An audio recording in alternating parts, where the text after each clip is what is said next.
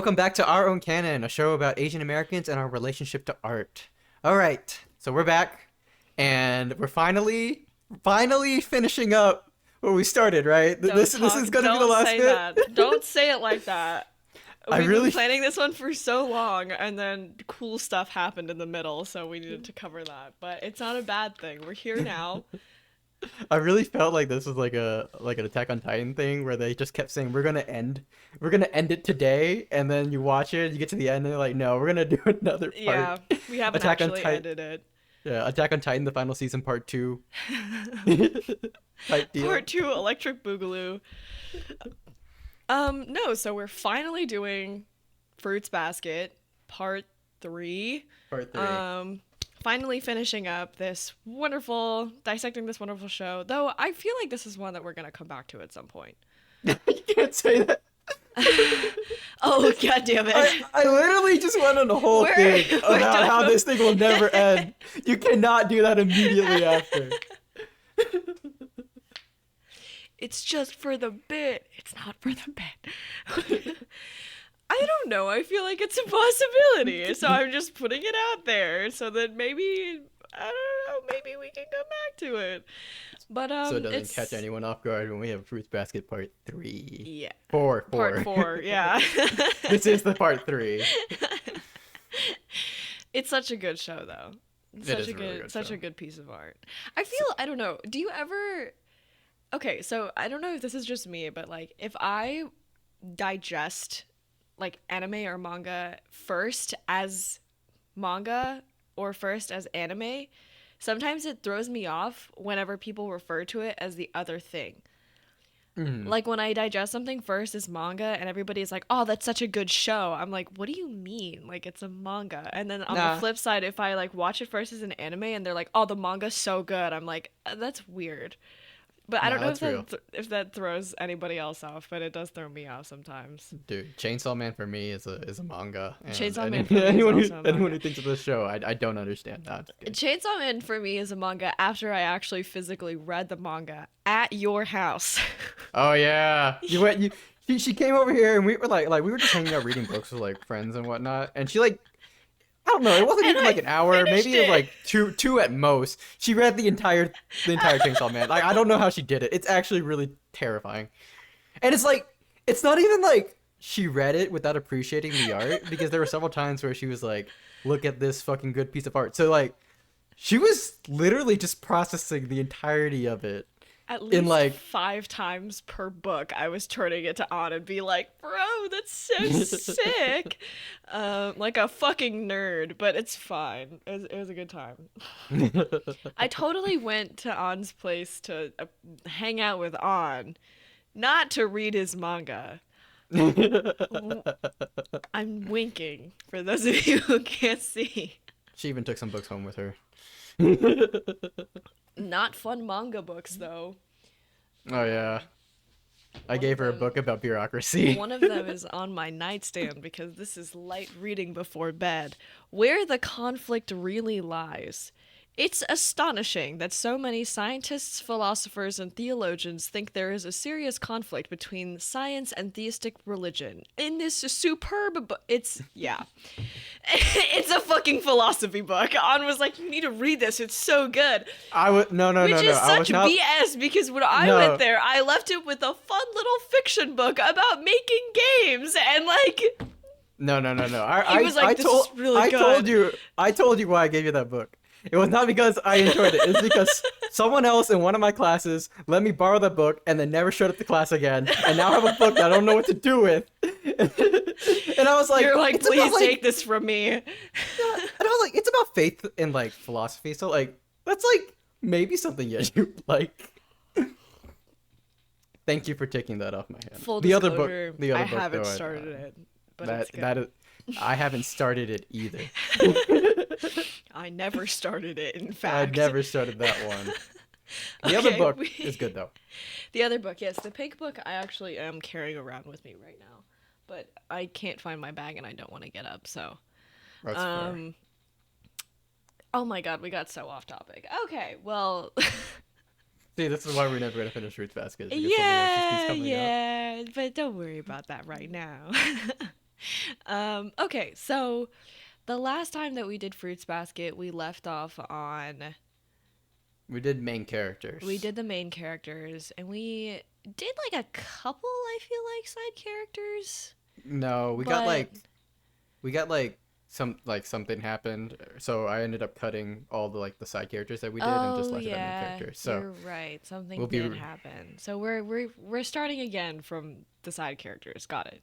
Okay. but for you guys, for everyone listening, this is your Yeah. first time going through Yeah. it. Unless you guys want to hear the first time, I can't put that in the blooper reels, which we do have for patrons. So like, Oh if you guys want to hear God. it for the Don't second do time, that to me, dude. hey, we need to figure out how to make money. Okay. The viewers are my friends. I have nothing to be ashamed of. Like I haven't already said so many things on this show that I should be ashamed of. Nah, we're just owning it at this point. If you guys want to hear everything that Yeji has said that she should be ashamed of, it's all on TikTok. It's all on our little. The only reason I have a TikTok is so that I can look at things that I should be ashamed of. Okay, so which side character are we starting with today, sir? I feel like the best place to start is with our bisexual icons. Always, always, right? Yes. Fuck yeah. Absolutely. That is, for those of you who are like, who? Obviously, Rin Soma and, oh god, what is his name? Hatsuharu. I gave you a Hatsuharu. character reference You sheet did for a give me a reason. character reference sheet, and I was literally looking at it when I blanked. Don't fucking worry about it. Anyways, Hatsuharu and Rin. Yeah, no, mommy and daddy for real. There it is. There it is. Thirst It's trap. been a while since we Thirst recorded, trap but I'm counter, glad. number 1. Technically 2. No, so I feel like whenever I reference them, so they're a couple. Hatsuharu and Rin are a couple. Hatsuharu is the ox or the cow zodiac, and Rin is the horse zodiac.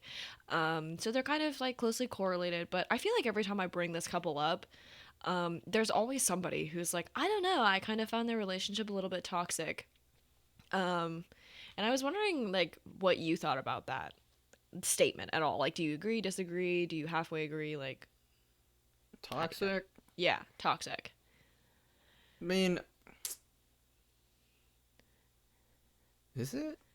I feel like there is a dynamic of like yeah. doing this like push and pull thing with Hatsuharu where she pushes him away because she's like, I'm damaged and there's no way you love me, and then he just kind of always is like chasing after her in some way, shape, or form because he's like, no, I love you unconditionally. And like I'm very well aware that like that specific relationship description matches almost all of the couples in Fruits Basket. But like I don't know. I think there's like some grain of truth in it, just in the way that they have a dynamic. Although I feel like I don't know.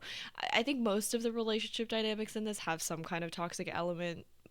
But I wonder if that's more a testament to how like relationships in general just to have like emotional entanglement, and that's just a thing that happens. And like if you consider emotional entanglement toxic, then like yeah, all relationships are gonna be toxic, kind of thing. I don't know. What do you think? Yeah, I think I kind of agree with you on that, where it's like there are it's definitely not perfect, and there's definitely a lot of like things that can be problems, right? But like there's two things that kind of make me like not completely want to say it's toxic, and like each one of them by itself is not a good reason. Together I think might be a bit of an argument, right? And like the first one is that like no one's like trying to like do anything like particularly bad. Like the intentions aren't like completely bad, and that's not like a particularly always good reason, because you can do a lot of really bad things with good intentions, right? But it genuinely is not, it's not like there are certain aspects of like when you say toxic relationship, the first thing that comes to mind is like someone who's like emotionally Actively abusive and things like that. manipulative. actively Yeah. manipulative, and like some of that can be subconscious, but you know, like there is some intent there about like wanting to keep them in a relationship that's like really not good for them, Mm-hmm. right?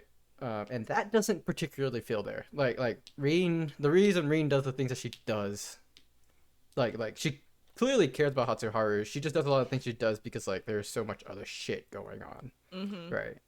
Um, but like I said, like that alone probably isn't a good excuse. And then the other one is Mm-hmm. that like they work on it throughout the show and get better, Mm-hmm. right? Like toxicity to me, the other component of it is also like pattern of behavior, Mm-hmm. right?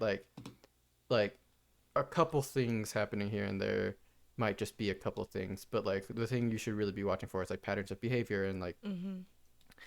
they genuinely do try and move forward and push through, and like by the end of the show they are like different characters, right? They have like gone through a lot, and like they're not Mm-hmm. trying to, yeah, they there's still some of that there, like healing takes time, but they're Mm-hmm. also like clearly moving forward and trying to get past it. Mm-hmm. So it's kind of where I'm at. I like that. I like that description. And I think them together overall is fine. I find more problematic things with them individually than them together. Just Mm-hmm. because, like, both of them have things where I'm like, ooh, that's interesting character choice. Which that's something that I really love about Fruits Basket is that you can find several very huge things wrong with each of the characters and you still love them anyway. It just makes them more human. Yeah. Like none of these people are perfect and that's what really makes them people and not just characters. In my opinion, just even individually aside from the plot, it just adds this element of realism that I really appreciate. Um, so, do you want to start with Hatsuharu or do you want to start with Rin in terms of like talking about them individually? uh let's start with Reen, just because like I have something to say about her, and Okay. like I haven't completely figured out what I want to do about Hataharu yet. Okay, perfect. uh Is it that she's hot? Because you'd be right. no. I God mean, damn it. you're not wrong. She also has like the most like for a show that like that's not very heavy-handed on like the anime-ness of anime. Yeah. Her introduction is like pretty anime. I do think that they bring it up, like, because she's introduced officially in, like, the second season, Mm-hmm. right? So it's like they've gotten pretty far in without, like, any heavy handed tropes, so that I feel like they just blop her in, like, oh, you thought you were free from the objectification of women in Japanese culture? Nope. Da, da, da, for those who, da. for those who don't know, her first appearance is fully nude in the Yep. middle of the forest. And the show is doing a pretty good job of not Just doing shit like that up fully, until yeah, now. just fully exposed. It's fine. Okay, so what is it that you wanted to say about her? So like the main like thing that I really like we were asking about, and I think that you like too, is like the discussions on like trauma and like healing and like relationships and things like that. Mm-hmm. And like the thing that I find really interesting about her character is that like at the end when everyone's like moving on toward like at the end with like after the curse has been broken and everything's been resolved, right? And they're like saying their piece to Akito, right? And like Mm-hmm. most of the characters like forgive Akito, and like they're like what you did sucked, but like we're gonna move on from it. But like the author leaves Rin, and really because Rin is probably the one who's gone through the most like abuse from Akito. Mm-hmm. Right. She literally got pushed out of like a Yep. building and like hospitalized for it. And like it would be really easy, I think, for the author just to like say everyone forgave Akito and just make it simple like that. But like the Mm-hmm. author doesn't. And the author is like Rin doesn't forgive Akito because one, she doesn't have to, Mm-hmm. right? And like two, like for a character who's been through all that from this character, right? Like it doesn't make sense really to, and the show doesn't play it as anything bad. It just plays it as like no, like this is what the character needs and this is what writes for the character. Mm-hmm. And you don't like you don't have to forgive like your abusers like that, you know, like, and I think that was like a really powerful thing that like the show did with that character, whereas like forgiveness is good, but also if you're not ready, then don't feel like you have to, right? I like that they did this too because I think that it would have been very heavy-handed, like showing the hand of the author in terms of like, oh, forgiveness is good as a message if Reen had done that, but it's not in character for her to do that. No, it doesn't So make she sense. doesn't. And I love that because that means that the author understands their characters, you know. Every other character that is going through something like they with Akito, right, trying to reconcile what happened and how they were treated, all of them have a reason for forgiving Akito aside from just forgiveness is good. Right? There's an element of like self acceptance with Momiji. There is an element of like overcoming his past and the traumas that he's been through with Yuki. With Kyo, it's like rejecting the family. There's like a reason that every single one of these characters does forgive Akito, and Rin doesn't because there isn't a valid reason for her to forgive Akito, which is good. Like, yes, forgiveness is great and it's important. And, you know, there's all that stuff about like, you know, you don't forgive for others, you forgive for yourself. But it's like Rin isn't forgiving because she respects herself at the same time. You know, like she's not harboring all of this resentment because it's bad for her, and it's not bad for her. It's like 100% fucking valid that she's harboring resentment, and it's shown that way. It's not ever portrayed as like, oh, Rin's like she's the one in the wrong for not forgiving, and like it's on her at the end of the day because she's not going to forgive Akito. It's like, no, like everybody who, you know, hears her being like she doesn't forgive forgiveness or doesn't deserve forgiveness, everybody's like, valid, all right. Yeah. Moving on. No one questions it about it. Which again is why I think that like, which I think is again showing how the author understands the kinds of thing that they've done to this character and understands the weight of it and what the natural outcome would be. I don't know. I feel like especially in anime too, there are these emotional stakes that the author just sometimes overlooks because they want to make their characters seem very invulnerable.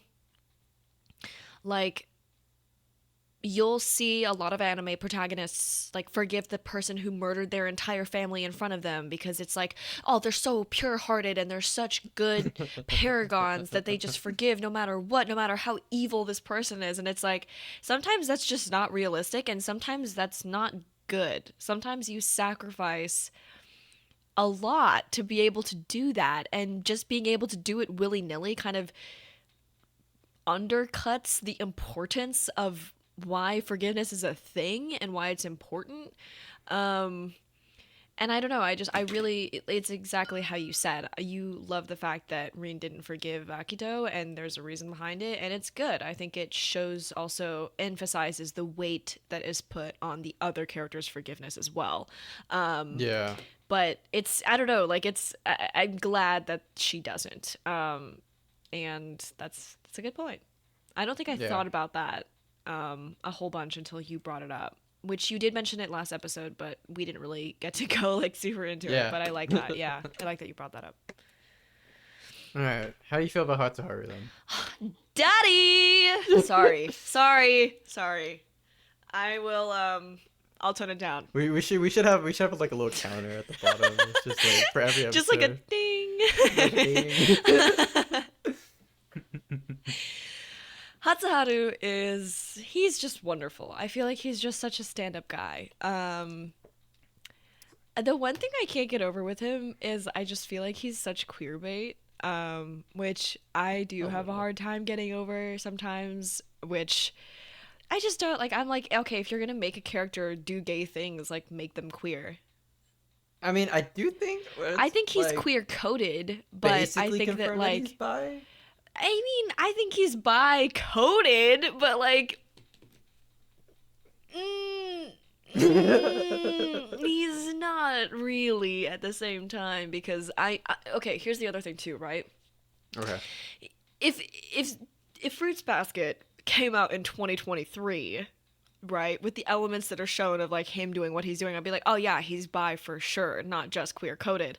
But the fact That's that this came out when it did and the manga was written when it was, I'm like, I know he's not actually bi. I know that this is queer baiting because of when it came out and the virtue of like it just being older. Like, there's no way yeah. there's an actually queer character in this, just because it's highly unlikely, right, that he's I also actually bi and not just like.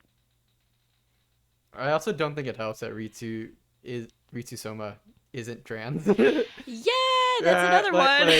That's like another one. like if one of those was confirmed, then I can kind of believe the other one. But the fact that Right. they were both kind of disconfirmed, or they both neither was truly confirmed, I Yes. think you're correct that it was like, Yes. yeah. Yes. Also, I don't know, like they did the same thing low key with like Ayame and Hattori, where like Akito. and Akito, where they're like, oh, like look at all these characters struggling with like sexual attraction and like gender dysphoria and you know trying to figure out their sexuality in reference to like the people they love and the people around them and their environment. And then all of them go back to some kind of like binary gender at the They're all pretty end. straight by the Yeah, end. like everybody gets indoctrinated back into their proper categories, and it's like, great, this is so great. Um, but Hatsuharu was one that I think I was less disappointed with it. I will bring up the other ones obviously when they do come up, specifically Hmm. with Ritsu, because I think that was just so like it was such a slap to the face, low key. But okay, with Hatsuharu, it was more like you could kind of tell the differences between the kinds of love that he was showing. Like, there's this bit that goes on throughout the show that Hatsuharu is like in love, quote unquote, with Yuki, and he takes special care of him. He looks out for him. He's always sort of there when Yuki is there, you know? And we can kind of see him silently like watching out for Yuki. And he does the same thing with Reen, but obviously he's dating Reen, right? So it is slightly different. And there are obviously signifiers where like it's made clear that Hasaharu has been doing this since Yuki was very young and under Akito's wing, and so Hasaharu feels like an obligation to the child that he knew to take care of him. So in that way, I feel like it is obviously different than just like, oh, like he has gay feelings for him, but he's not actually in love with him because he's dating a woman. It's like there are signifiers there that make it clear and do distinct make a Distinguish? distinction. Yeah, distinct. Uh, she's an English major, guys. Shut the fuck up. Study for 4 years. Shut the fuck up.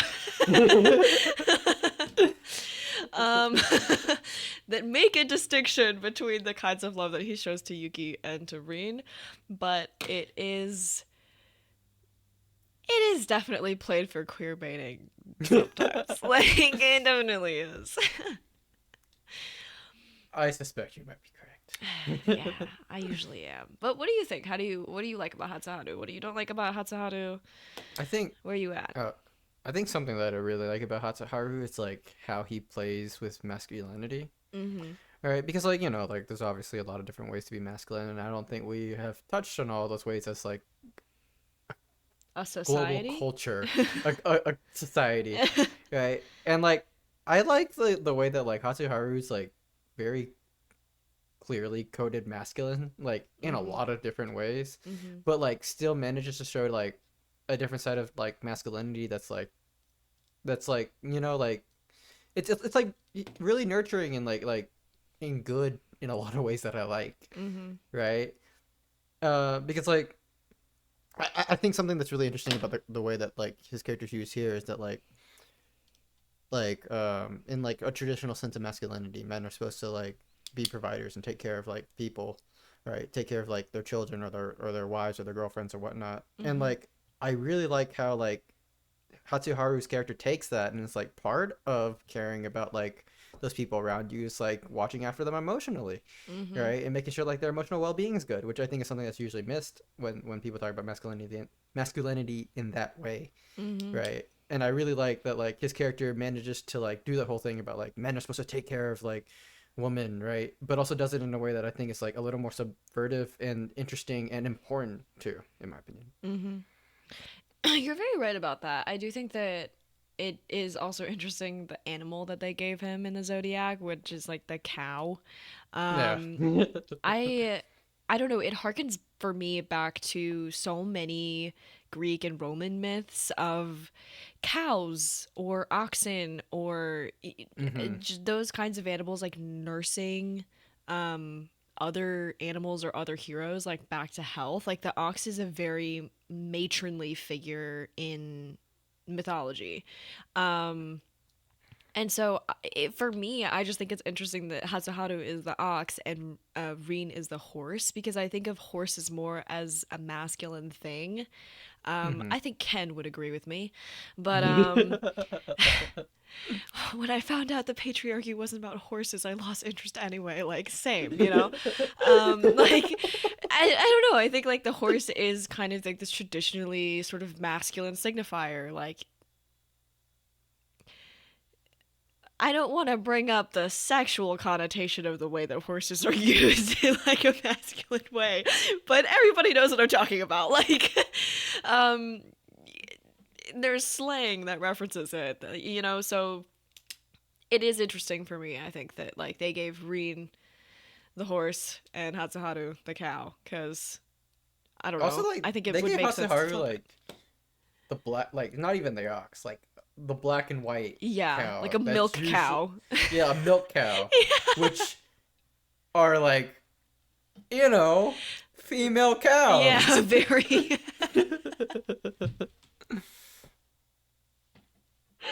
Yeah, I don't think I caught that until you. You know, female cows. Yeah, you kind of nailed it on the head. You know what I mean? Like, and I don't know. Like, I like that. I like that it kind of subverts your expectations a little bit, because the other thing about that too is that like in the show itself, like the first time Hatsuharu turns into an animal, he like pulls Toru in for a hug, and it's this very like romance anime type thing where he just like grabs her and yanks her in, and then he just turns into a fucking cow, and she's like, oh, and everybody else is kind of like, oh, because we kind of expect him to be this almost like grandiose animal or something cooler, I guess, because of the way that he kind of presents himself. Yeah, like an actual ox with like horns, you know, but he is fully a cow. He doesn't have horns, I don't think, either. Like, as an animal, I don't think his cow has horns, which, like, would make him the male version of the cow. I feel like we're knocking on something right now. I feel like we figured something out. I think there is something here about that. Right? We've cracked the code. I do think there is something on purpose about his character, no, and how he subverts masculinity. The more that I talk about while it, still being masculine. Yeah, the more that I'm convinced, for sure. But, you know, the way that he presents as a human is like he's covered in piercings. He looks like he should have tattoos, but he doesn't, because he's like a teenager. Doesn't? He looks like he should have tattoos. I thought he did. I know, right? Like, you kind of look at him and you're like, oh yeah, like the duochrome hair and the fucking like piercings and shit, and he like wears, you know, a bunch of jewelry, like he, you know, but and then the cutoffs. Yeah, and the cutoffs, sleeves. Right? But honestly, he's kind of goofy, and he has this second personality, or... Okay, let's talk about Dark Haru. Yeah, I need to know what's going on there. That's like, it's Black Haru, by the way. Same deal. Same difference. Don't know what's going on, whether it's Dark or Black Haru. It sounds so weird to say, though. Like... Yeah. like White Haru, Black Haru. Like, it just sounds wrong. Like, it's gotta be racist. I don't know. Like, Probably. We can call him Dark Haru for the purposes of the podcast and not making our viewers uncomfortable. But yes, he has this like dual personality where whenever he gets super irritated, his dark side comes out in like a very physical manifestation. I'm glad we changed it to dark side because yeah, now you're gonna think about it. Doing that sentence with then his black side comes out is pretty bad.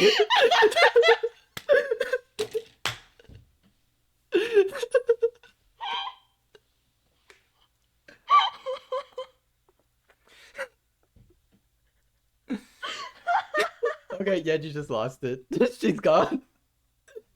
The podcast episode ends here. We're doing a part 4 because Yeji's just gone. I'm sorry, guys. Oh, that's so good. Oh.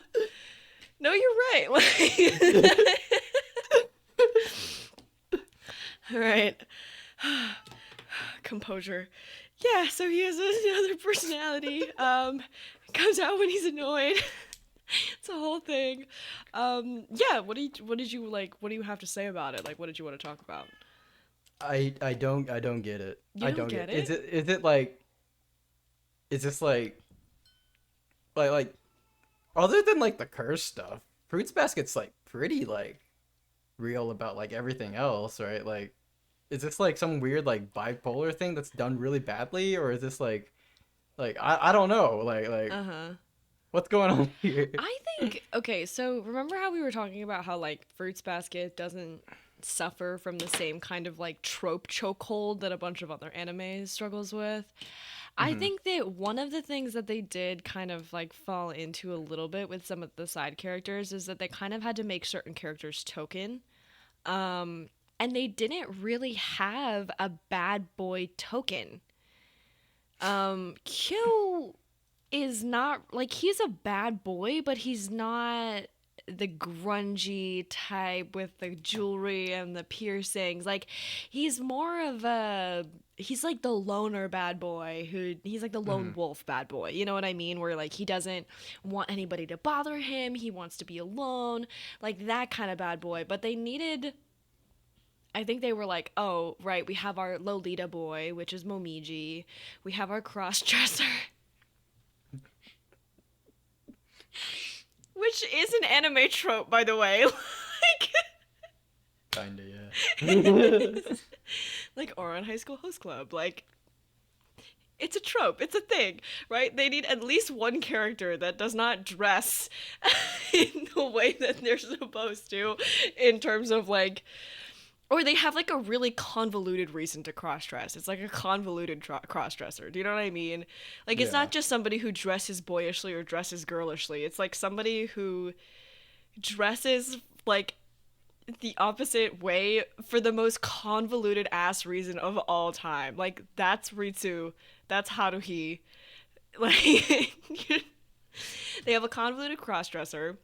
They have like the princely character with Yuki. They have the, you know, the overdramatic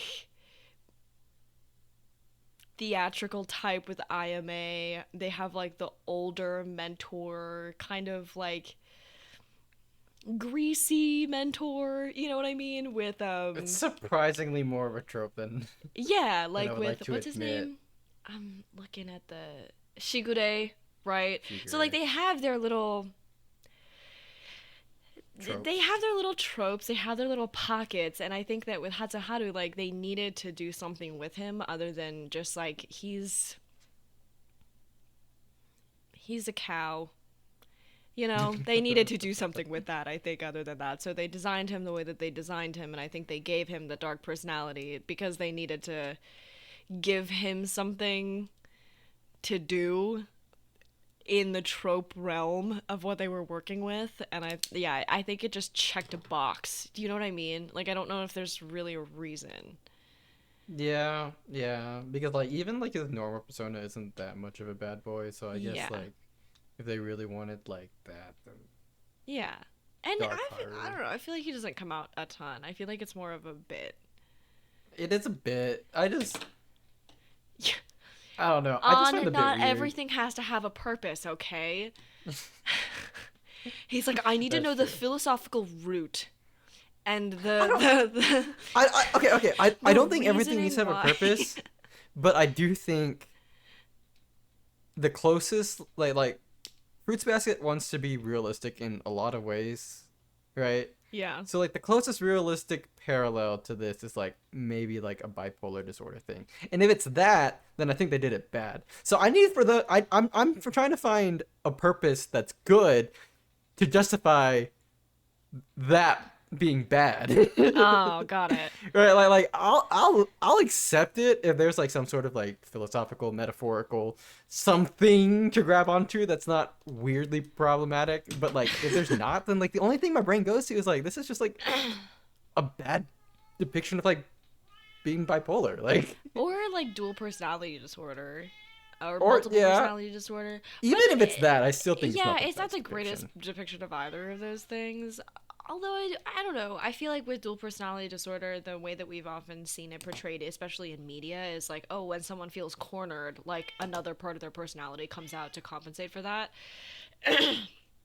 And so with Hatsuharu, I think there is like the only time Dark Haru comes out is when he needs to either defend somebody else or when he feels Mm, like he's in a bind and there's nothing else for him to do.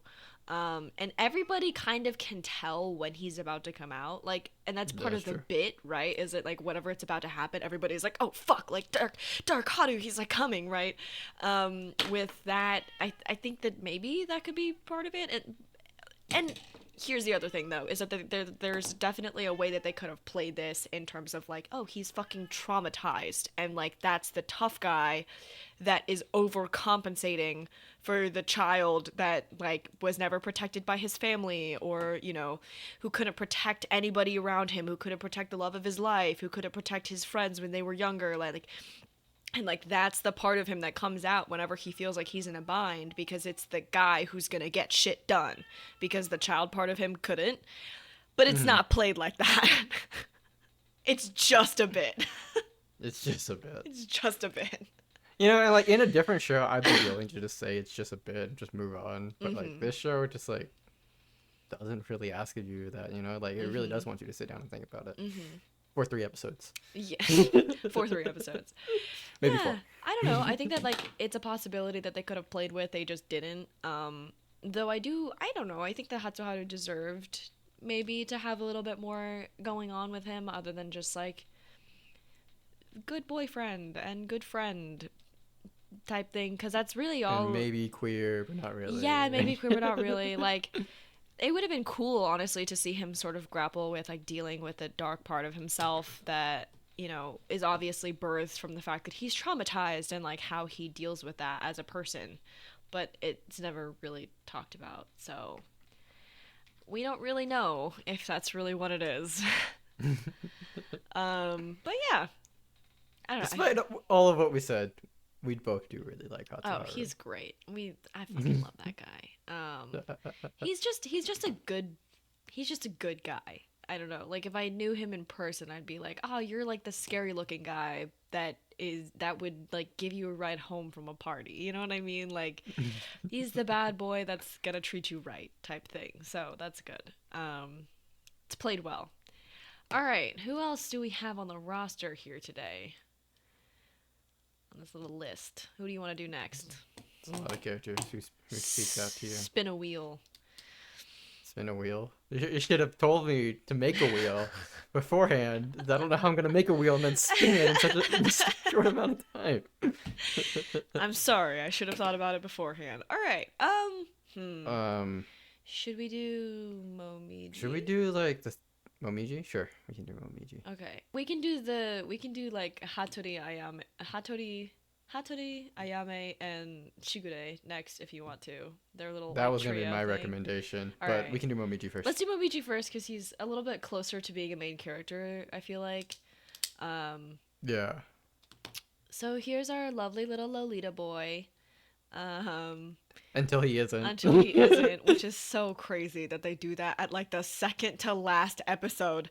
Who, who, who gets a glow up on this second to last episode? That's so fucked up. He spends the whole show being like this little guy. He's just a little guy. He's just a little kid, and then he shoots up. He becomes like 6'3" overnight. Like. It's so odd. That's the it's one so thing I can't explain in this show. I don't even know what the value. I don't even know what the value of it is. There's no reasonable explanation for it. It's so weird. It's so weird. And like, you know, like the Lolita type is like a trope, and like, no one has ever seen a Lolita grow up. That's true. It's a weird because a weird like thing. The whole thing is that they're a lot older than they look. So the fact that he like grew up is like, it's not a bad thing. It came out of left field though. Yeah, I feel like it's an interesting way to take that character. You know what I mean? Because like obviously the Lolita type, just exactly as you said, right? Like the whole point is them being young. And so it's just interesting that they made the Lolita character grow up. And I think it does kind of speak to the way that the author does this whole thing where he's like, oh, yes, like she. Damn. Sorry. Where don't have enough female creators in the industry and you're erasing I'm so one sorry. of them? Please don't cancel me. Don't worry, I'm already on it. I'm tweeting right now. No! But like where she does this thing where, you know, all these characters have some kind of development, and she does use the Lolita thing to her advantage because it's this very physical manifestation of him growing up and leaving behind his childhood and the stuff that kept him young, you know? Which, like, the reason he presents as young is just so tragic. Momiji's tragic backstory is that his mother wasn't she was like a Soma obviously because she married in, but she wasn't a part of the Zodiac, and the first time she held her child it turned into a rabbit, and she was like, I would rather kill myself than raise this child. So she had her memory wiped so that she could survive and would not off herself. And Momiji still like sees her every day, and she has no idea who he is, and his father still lives with his wife and their second child and won't let his son come home because his wife will lose it.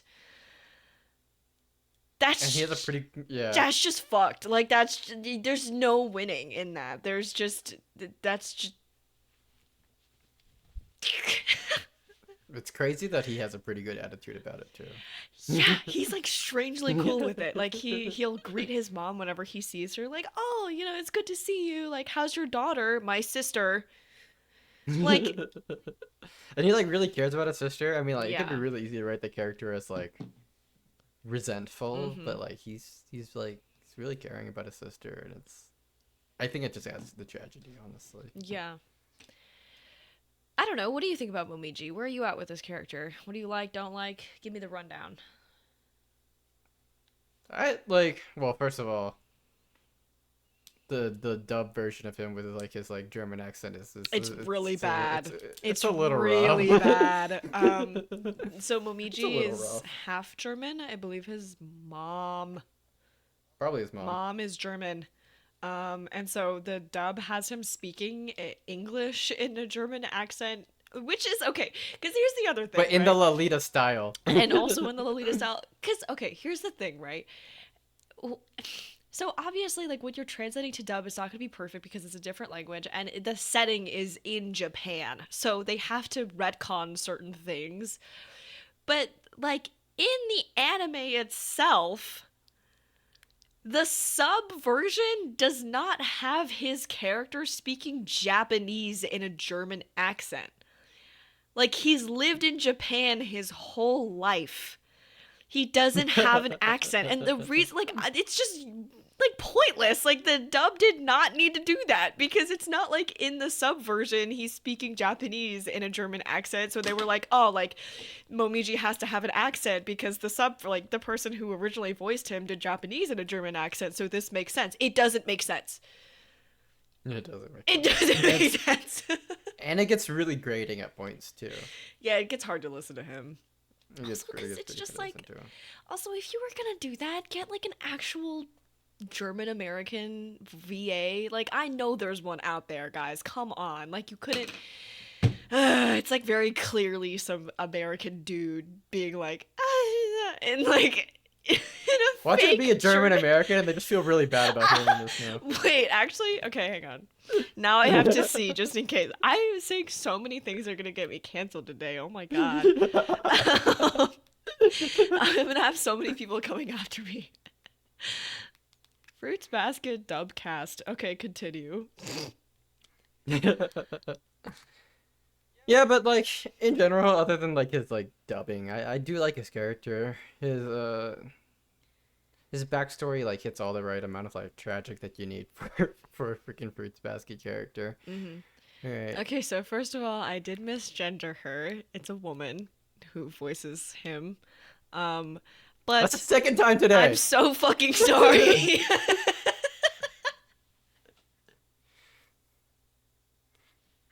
I need to release an apology video. I haven't even gotten famous yet. Michaela was born in Minnesota, so at least you got that right. Yeah.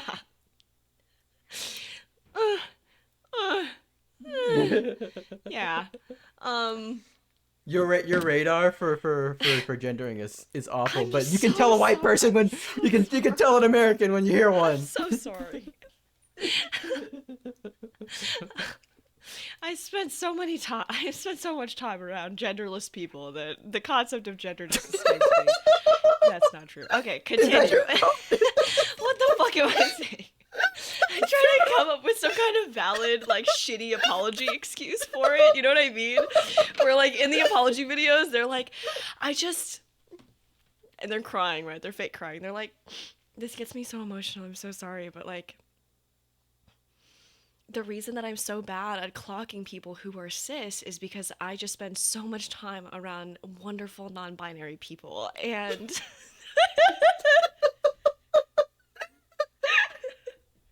I just can't tell whenever someone is actually a man or a woman because I don't. Okay, I'm gonna stop. Yeah, just clip that and put it on YouTube, and that's my official apology video I'm for doing this. For you.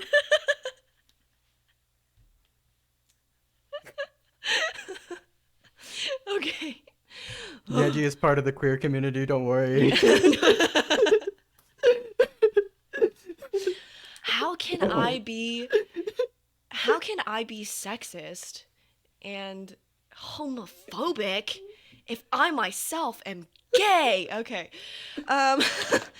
Who are we talking about? Momiji. Bad dub. Moving on. Talk about Shiga right now. Oh god. Oh wait, so last thing about Momiji is that he does have this like weird glow up at the very end of the series, where like it's basically revealed that his friendship with Toru was him like really trying to make it romantic, but it obviously wasn't seen that way by the audience or really anybody else because of the way that he presents, as kind of like her younger brother or, you know, like this child.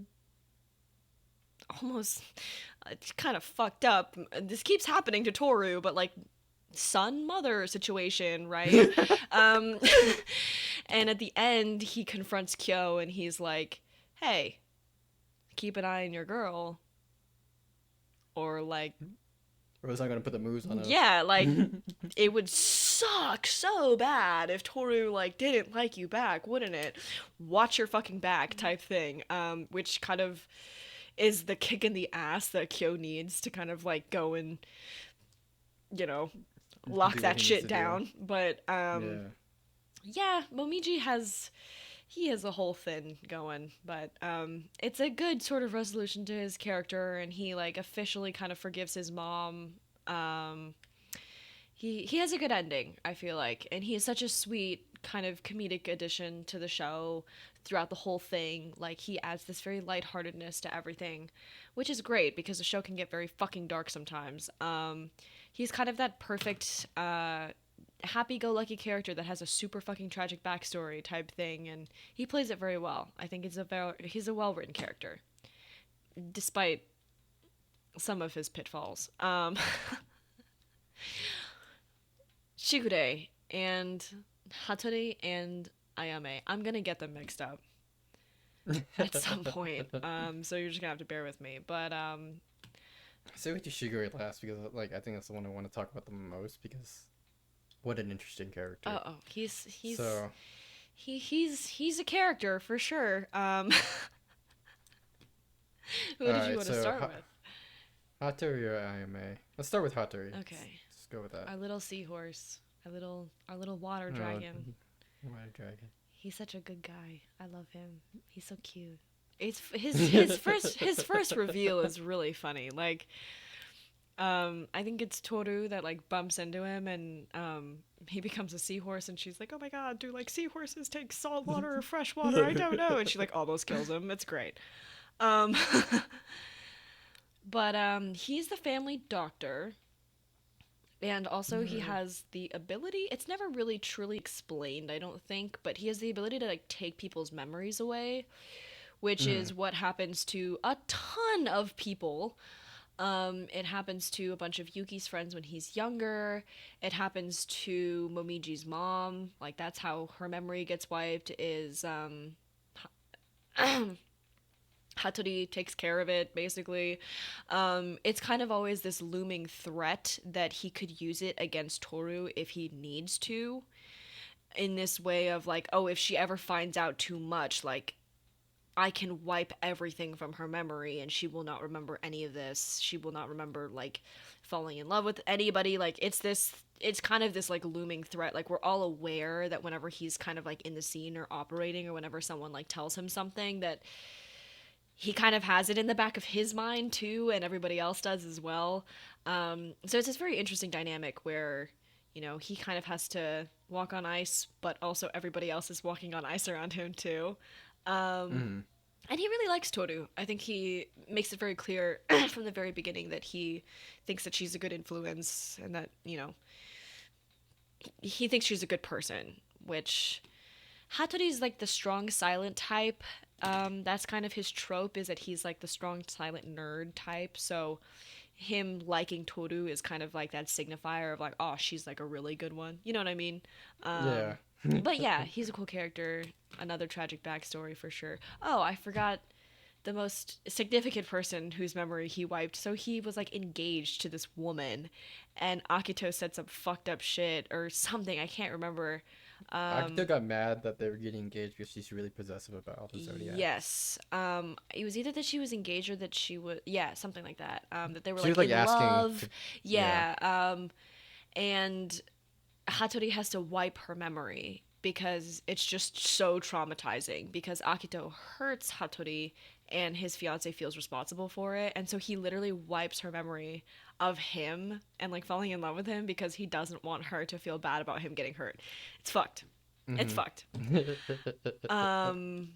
But yeah, he's I like him. He's a good character. I don't have a ton to say about him because I feel like he doesn't necessarily stand out aside from him being like kind of a plot device, but what do you think about him?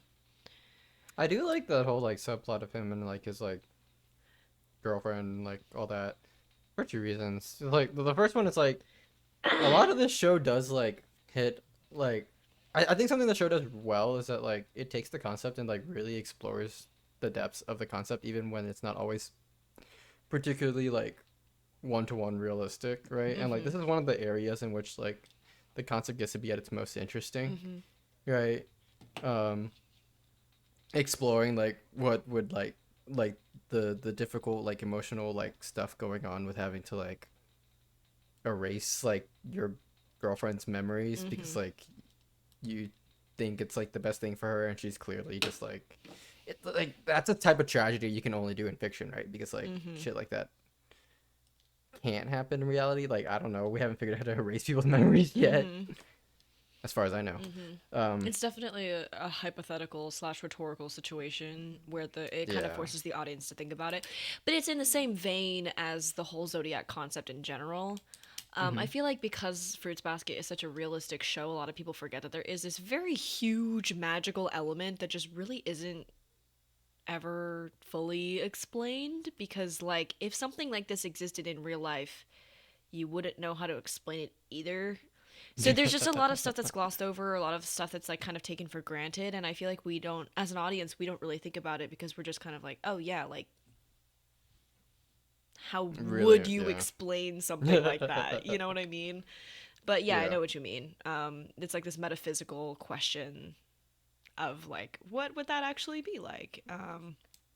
Yeah, and it like lets you experience a feeling that like you kind of wouldn't normally run across doing like normal day life, and like that's part of what fiction is interesting for. Right. And the second thing is like I also really like it's a really tragic situation, but he also like learns to move on from it and like find love again, you know? And it's like clearly not the same as that relationship that was like good and like that ended for really tragic reasons, but it is like different and good for him, right? Like you know, she's his new girlfriend isn't like a carbon copy of like the other girl. Like she's like clearly very different and like has her own thing going on, right? But it's still like good in that way, and like his little mini arc of learning to like move on and not forget the goodness of the last relationship, but also like be able to accept like you know that there has to be some moving on and that you can find love again and all that. It's nice. I guess in the same vein of like him experiencing things that we wouldn't normally be able to experience, do you think that that ability, right? Because I feel like out of all of the characters, he's really the only one who has this kind of magical ability, other than Akito. But Akito's magical ability is a little bit more straightforward in the fact that we can kind of like physically see it manifesting in the way that she treats other people and the way that family reacts to her. And so Mm-hmm. for Akito, it's like, yes, we understand she has this like connection and power over the family, and that's a little bit easier for us to understand because it is a thing. Like the same way that your parents will always have some kind of power over you by virtue of being your parents. Like, yes, it's a metaphysical thing that you can't really explain, but it's something we understand more. With Hattori, Mm-hmm. his memory ability is one, never really explained, two, really only played in like flashbacks and as a threat. So I'm Yeah. wondering if, like, do you think that makes him less relatable? Like, I'm thinking back to literally like a couple minutes ago when I was like, I don't know, I feel like there's not a ton I have to say about him aside from the fact that he's kind of a plot device. And I'm thinking about that and I'm like, I can't really say that about any other characters. And I think it's literally only because he has this memory magic ability that none of them out, like, nobody else has. Yeah. I don't know. Like for me, his like mind erasing ability never really felt like a magical thing as much as just kind of like an extension of like his like medical practice combined with like the mysticism part of um Fruits Basket. Uh huh.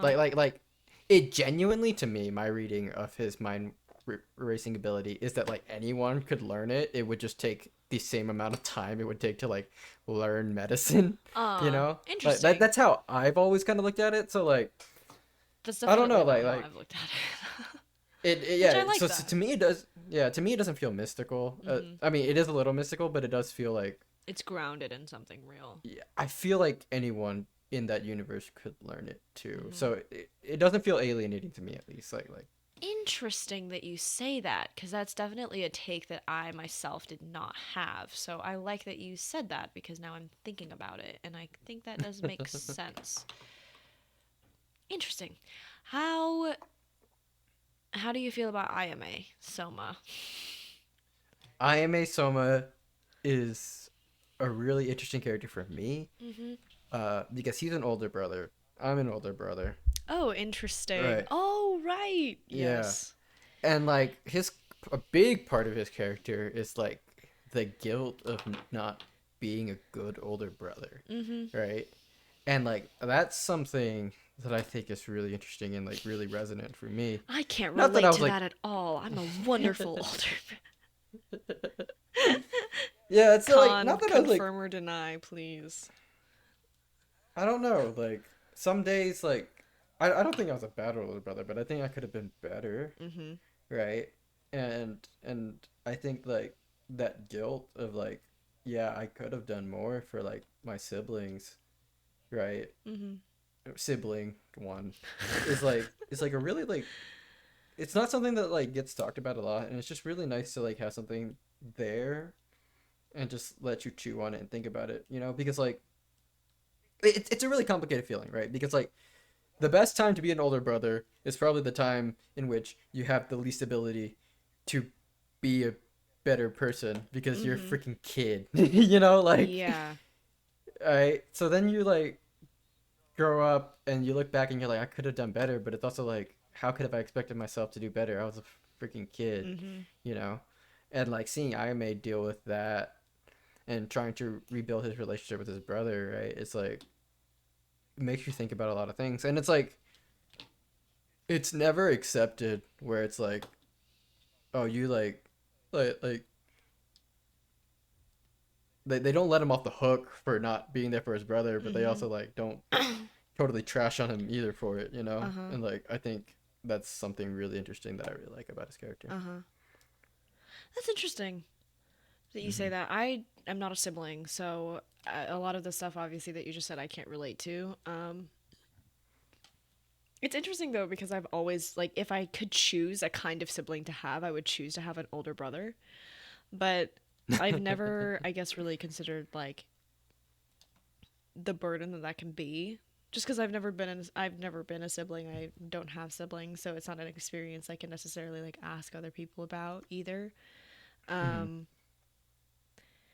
but I think the fascinating thing about Ayame is that he really isn't a presence in Yuki's life, and like there's a very clear reason for that. And no matter how Hmm. guilty he is, like the damage has been done. Like the fact that he wasn't in Yuki's youth means that he's not a presence in his future.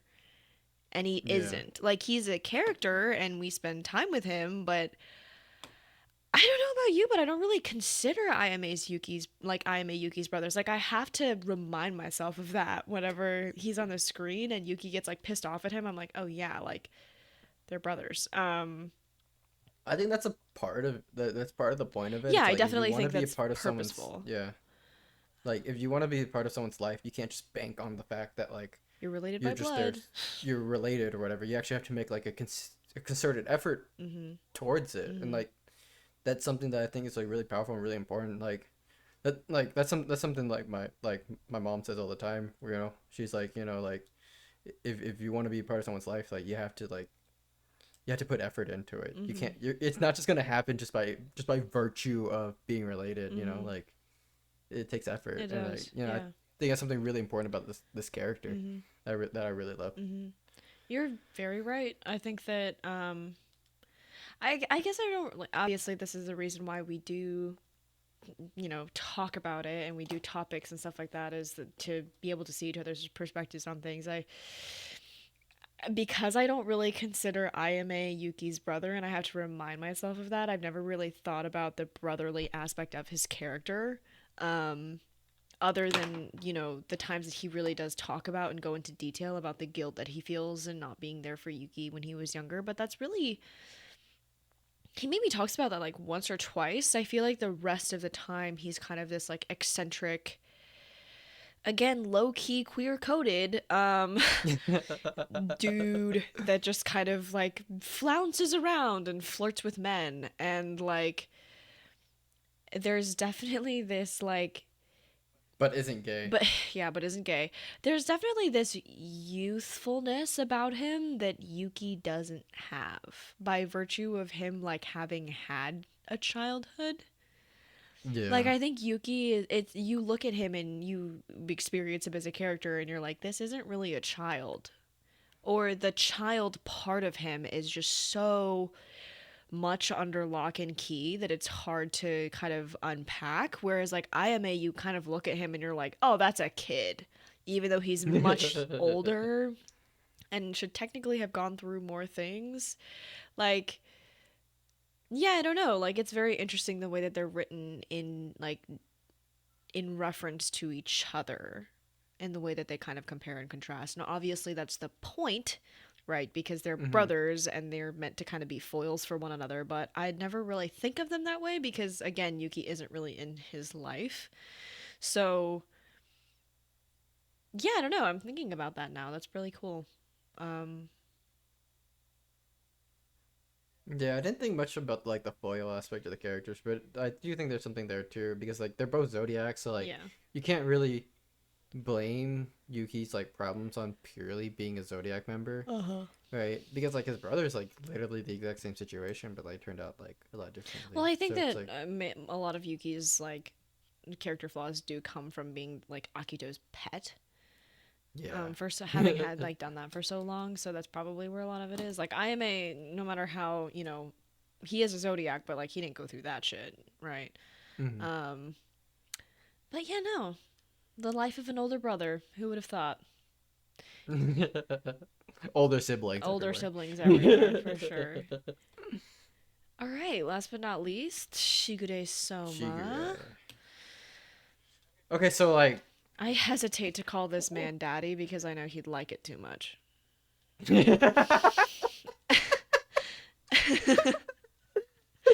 You know it's true. Don't laugh. Like, no, you're right.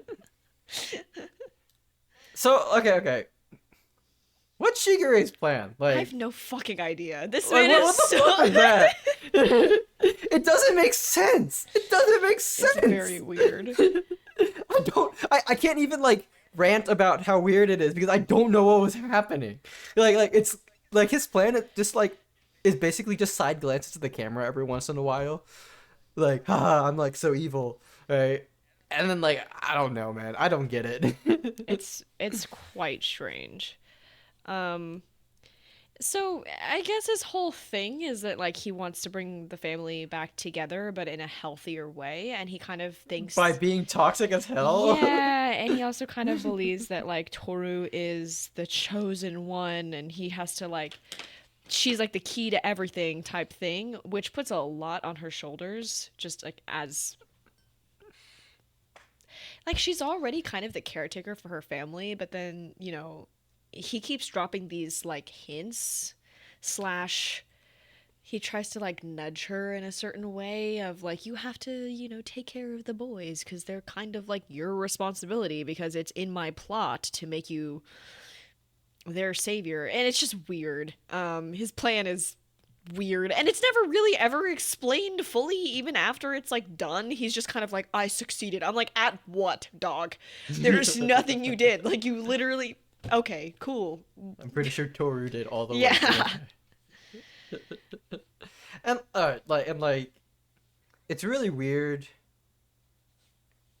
It's really difficult to like his character because like the manga continuously is trying to like play him up as like kind of evil sometimes, but also never fully pulls a trigger on that. So like I'm just left not knowing what to feel about him. Right? Like that one scene like where like he like where Reen's trying to get like information out of him and she's like low key like what if I like have sex with you, and then like it cuts implying a thing, and then we come back later and it's like that's not what happened, right? And it's like why as a piece of fiction are you like trying so hard to make this dude like unsavory and then never paying that off, right? It's like actually, you know what? I think I know what it is. I think it's an artifact of it being a serialized piece of fiction. You think? Because like if you're reading this week to week, that adds to the drama of it. Yeah, I guess. Right. Yeah. But and it makes more sense if you're reading week to week, but in a compiled format, it might feel a little weird. And I think that might be what it is. Which is not a bad thing. You're probably like right. serialized fiction's cool. You're probably right. I do think that like stuff like that though they could have retconned for sure in the remake. Yeah. But I struggle with Shugode's character because I like him at face value. I always have like such a soft spot for kind of like the older mentor characters because I think they add something very valuable, even if they're Mm-hmm. entirely side characters. Like, for example, in Oran High School Host Club, like I don't think it would be the same without Mori or Honey, even though really functionally they don't really do anything. Like they function okay, like plot wise, you could take them out of the show and it's not going to affect the plot. Because the main plot really revolves around literally all of the other hosts except for them. Right? Like they get their own little plot lines and their own episodes, but really they're mostly played for bits and like I'm not talking about like the actual sentimental value of the show. In terms of sentimental value and like watching the show actually, they're invaluable. They are irreplaceable. You cannot put another character in their shoes and it's going to be the same. It's not. What I mean is like literally on the plot of the show. Like it doesn't change a lot if you took them out. But I still think they add something by virtue of being older people in this way that you can kind of look at them and be like, okay, there's, they're third years and they're adding something to that sentimental value, even if they're not necessarily useful to the plot. And I think that just by virtue of being an older person, Shigude adds that something. I really couldn't tell you exactly what it is. I just think that, like, there's something nice about having someone older than you that kind of knows what they're doing. Because if the main characters are younger people, it kind of grounds the show more in realism if there is somebody older who kind of does know what they're doing but is also a mess. Because that's like how reality is. Like the shows where like everybody is young and there's not a single character, like none of their parents are characters, there's not a single Everyone's a person fucking who's orphan. older than them. I'm like, what kind of life are you living? Like, in what world is everybody the exact same age that you know? No, right? And so with Shigude, he adds a very human element to the house. It's not just like a bunch of teenagers running around. Like there is an adult who is somewhat aware of what's going on, and might be evil. and might be evil, but we're not entirely sure because of the way that Because this evil plan isn't that evil. I don't know. It's just like the virtue signaling is weird though, because they're like, oh, he's evil, but it has a purpose, and then we just don't know what the purpose is ever. Like it's just never explained, and so we're just like, okay, I guess I'll just take it at face value. Like, It's like the show tells you that he's a bad guy, but doesn't really like pull the trigger on any like bad people things. Because they don't want to make him an actually bad person. They just want to give him, like you said, little evil signifiers and then not actually pay it off. But I do like him as a character. I think he's a goofy guy. He's definitely he's got that like goofy dad thing kind of going for him too. And I don't know. I have a lot of like respect for him as a character in terms of looking at the situation that he's in and being like, okay, there's something here to be fixed and I'm going to actually do something about it. I think a lot of the other characters in the Zodiac that are under Akito's thing, the problem with it is that like none of them are actually willing to do anything about it, even though everybody's like, oh, this is a problem. What are you gonna do about it? He's like the only person who's like, all right, I'm gonna gird my fucking loins and I'm gonna do it, even though I don't really know what I'm doing, and neither do we. Like, you know what I mean? Like he can see what's going on in the family, and from like almost a third person perspective, and he's the one who got Yuki out of his unsafe living situation. He's the one who's housing Kyo. He's housing Toru, right? Like, he's a guy, he's kind of a greasy guy, but he's a good guy. And you are rooting for him just by virtue of wanting a good guy to root for, All right. So we got that one messy thing about Shigure out of the way. Now, what about messy thing about Shigure number 2? His relationship with Akito. I don't like talking about this messy thing because it makes me uncomfortable. It's weird. I have nothing. Weird. I have nothing to. I can't say anything about it. I think that this is really where we kind of see that this manga was like a product of its time. And I think they do a lot of work. They try a little bit to retcon this in the remake, I think. I think they soften it. Mm. It's still bad. But this is really kind of where we see the age of the manga in this like dynamic that's like, oh yeah, like Shigure was a teenager and Akito was a child and they like fell in love when she was a child, and now he's out in the real world being an adult and she's still technically like mentally a child because she's been locked away in this house for her entire life, but then she also uses sex to manipulate him into being her man, and she does this to all of the men that are adults in the Zodiac. Like, she does this to Kureno as well. Like, she's sexually manipulating him, even though he's, what, canonically, like, 12 years older than her? It's just weird. It's just fucking weird. There's no way to justify it. It's pretty weird. Is that an accurate, like, I'm not fucking that up, right? Like, that is an accurate description of what's going on. And, like, their characters are, like, basically the most sexual the show gets. Oh, yeah. So it's like, why here? Yeah. Why them? They had a young couple, both of which wear collars at some point in the show, just as like a fashion statement. And they chose the groomer option. Like, I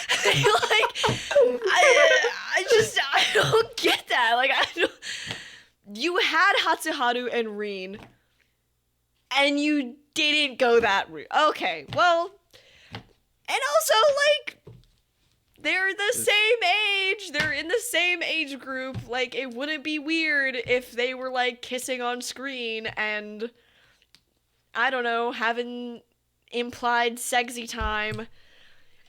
It's weird that the guy that's, like, 12 years older than the woman who is dressing as a man, like, doesn't... It's just... Oh yeah, I forgot about that aspect too. Just like, there's no kosher way to describe this. Like, this is just how it is. Yeah, it's pretty bad. As wonderful as I think this show is, it has its flaws. It has its flaws. And they're pretty big ones too. Okay. This is why Shigure is a difficult character. He's a weird guy. Have feelings about. Here is the thing that I find the most weird about this. And okay, and this is, you know, this is obviously the thing that kind of puts the nail in the coffin for me. It would be a different thing if Akito, you know, came to terms with herself at the end, right? Started dressing again as a woman, and she was like, listen, I no longer need to use sex to manipulate men because that's like not what femininity is. Because that's how she performs femininity in like behind closed doors, right? Is that she's not allowed to be a woman in real life, so she is a woman in the bedroom, and that's the only way she's allowed to express it. That actually is a really interesting read on that. But keep going. And so at the end, when she's like, oh yes, like I am a woman and I can be comfortable in that, I no longer need to use sex as a way to manipulate men because I don't need to be a woman behind closed doors anymore. And it would have been nice if they went that route, but then she ends up with Shigure. Like, yeah, they get married functionally, and I'm just like, damn. That's the nail in the coffin for me, folks, because there is a version of this, right, where she's doing the thing that I just described, and like Shigure is like, listen, I do think I love you, but I have to respect your choice. And I can also understand why doing this isn't good for me either, because it's stopped me from having a healthy relationship with literally any other woman in my life because I've been obsessed with you since you were a child. But that doesn't happen. You know what? I think this has a lot of really strange parallels too. Please enlighten me. So like, I think there's a version of this reading in which Shigure is just a really loyal dog, right? He's literally the dog spirit, and like we can make this like not in this reading, not in this show, but there's a different version of the show in which you can argue where he's just a really loyal dog, right? And like he just really cares about Akito, and it's manifesting in this way that's like kind of like romantic sexual because he doesn't know what's going on. Because no one else can feel this because he's the only dog around, right? And then that's fine, but that can also exist in a non-romantic sexual way, right? Yes. Like this other movie, Twilight, where at the end Jacob imprints on the baby. You did not just do this. No, think about it. It's the exact same problem. It's the exact same problem. They both have an easy out. Just say they're dogs. And just say this is a thing about loyalty, right? And it doesn't have to be romantic or sexual. And then they don't.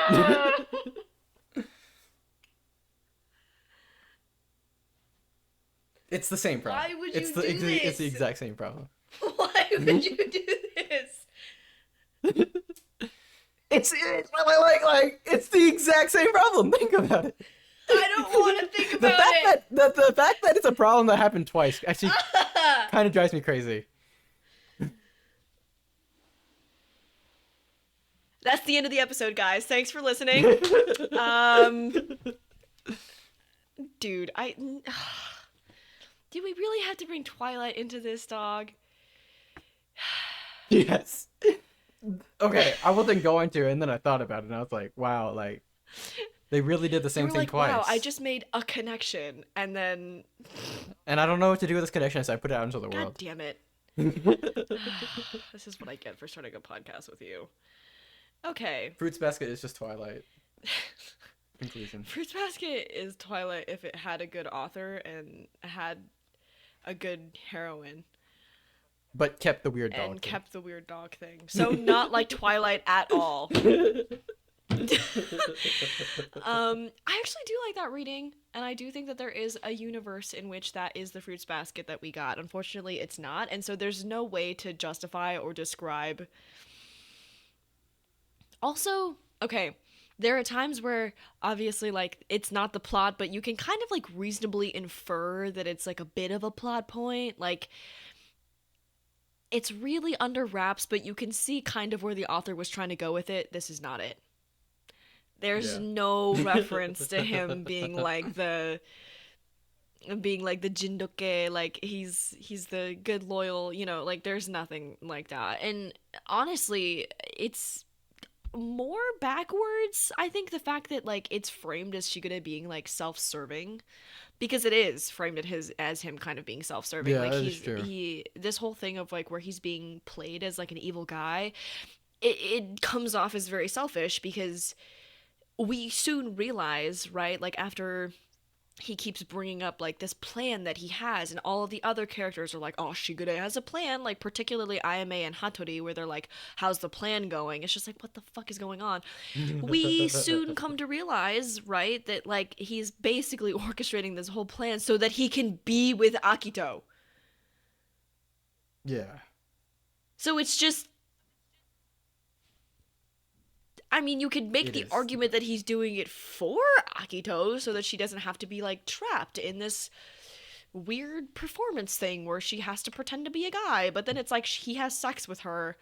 And just because by virtue of that, I feel like it just gets into this thing where, like, he kind of wants to just, like, have sex with her as a woman and, like, not be weirded out and ashamed by it, and doesn't want her to be weirded out or ashamed of it either. That actually is kind of. Do you know what I mean? Yeah. Like, it's it's not great. There's also the possessive element of it, where there's also like he really explicitly says like he's doing this so Akito would just be his and his alone. Yeah. Like there's that too. I also wonder if that's just like kind of a, a Japanese, translation mishap. I think that can sometimes come off as a different thing. I try to look at things more like broadly when it comes to stuff like that, but broadly it's the same. Like he says that and I hear it and I'm like, I don't think that's a mistranslation. I actually do think that's true. You could say that it is, but like broadly speaking it matches up, you know what I mean? Yeah. Yeah, he's a weird guy. Definitely He's a don't weird stand guy. by all the weird stuff he does, but he's a goofy guy, I guess, so that makes him kind of cool, not cool, He's a character relatable. that's hard to have He's a character. any the hard to know what to feel about. Yeah. All right. All right. I kind of want to talk about Akito now, but like, have we also like kind I of feel like we've talked about we Akito touched? quite a bit in the last couple episodes. They, he, I don't. she is an anomaly. I don't fucking know what's going on there. I I would like to talk about Akito in reference to Shigure, which I think we have been doing a little bit. I think the whole thing that I was kind of describing earlier, where she does this thing where she manipulates guys by like having sex with them And women by throwing them off buildings. and yeah, and that's actually what I was gonna bring up, right? Is so like this dynamic that she has with Shigure is like a different version of the dynamic that she has with Rin.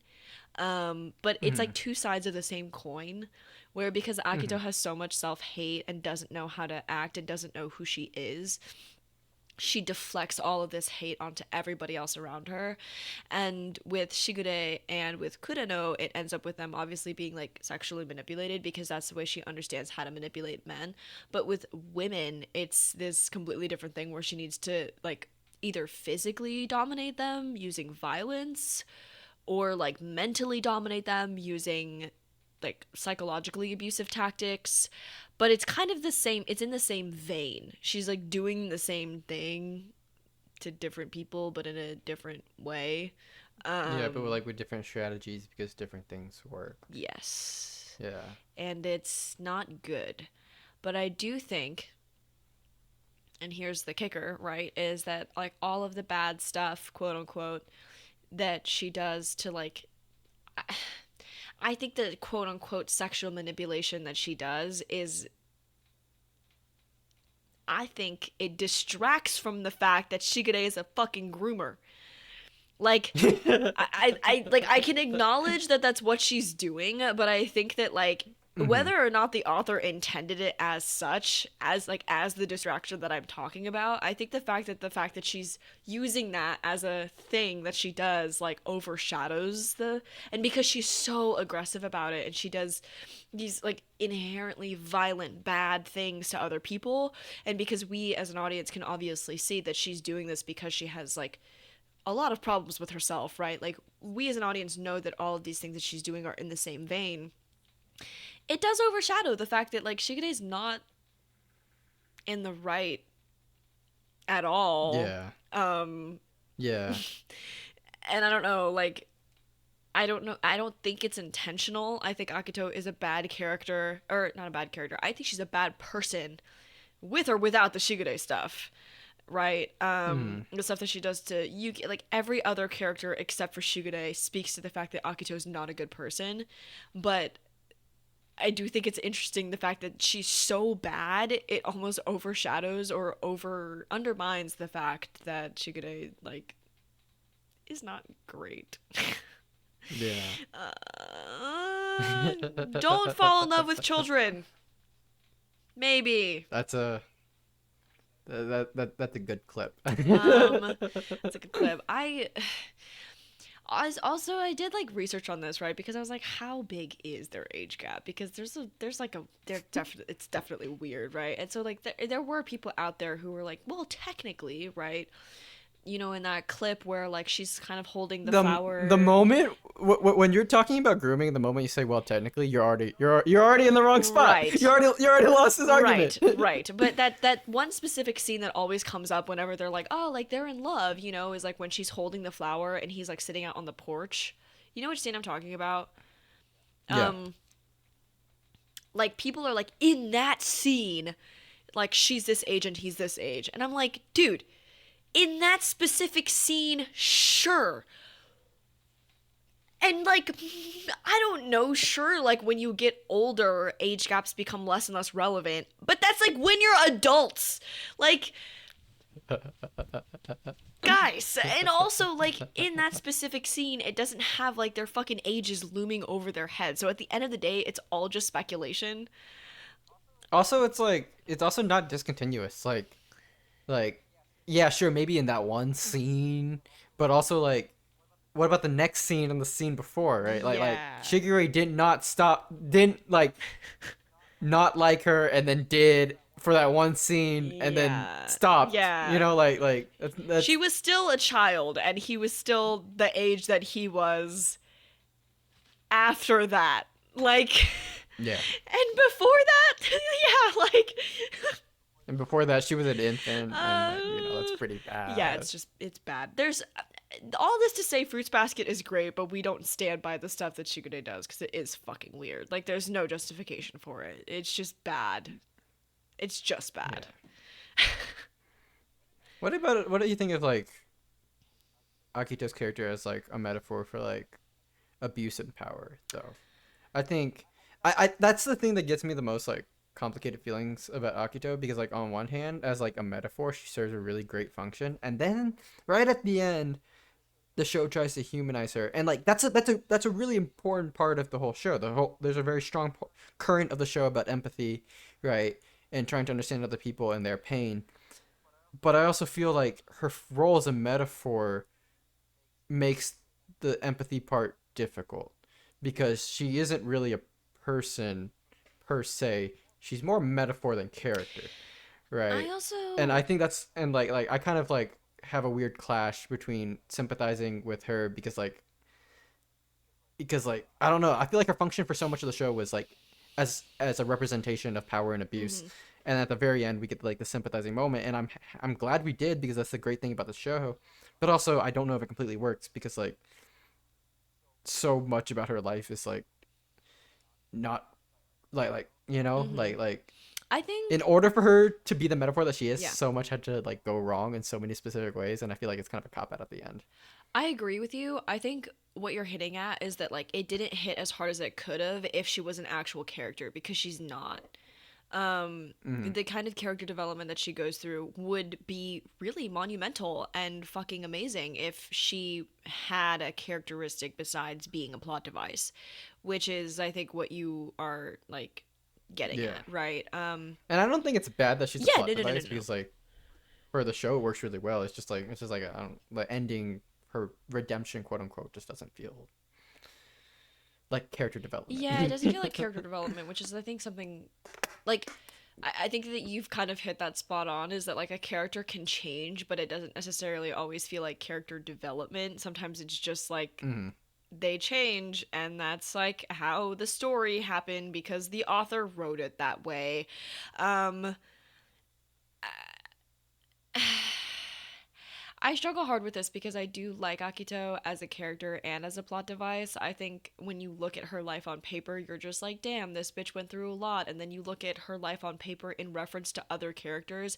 Like, there's that character wiki that she's on where it's like one of her hobbies is listed as like abusing her family members. Like, that's true. It's true. That's what she's like on paper. There's no way to like get rid of that aspect of her character. She's an abuser. But I think that it, and this kind of ties back into what we were talking about, like Reen and not forgiving her.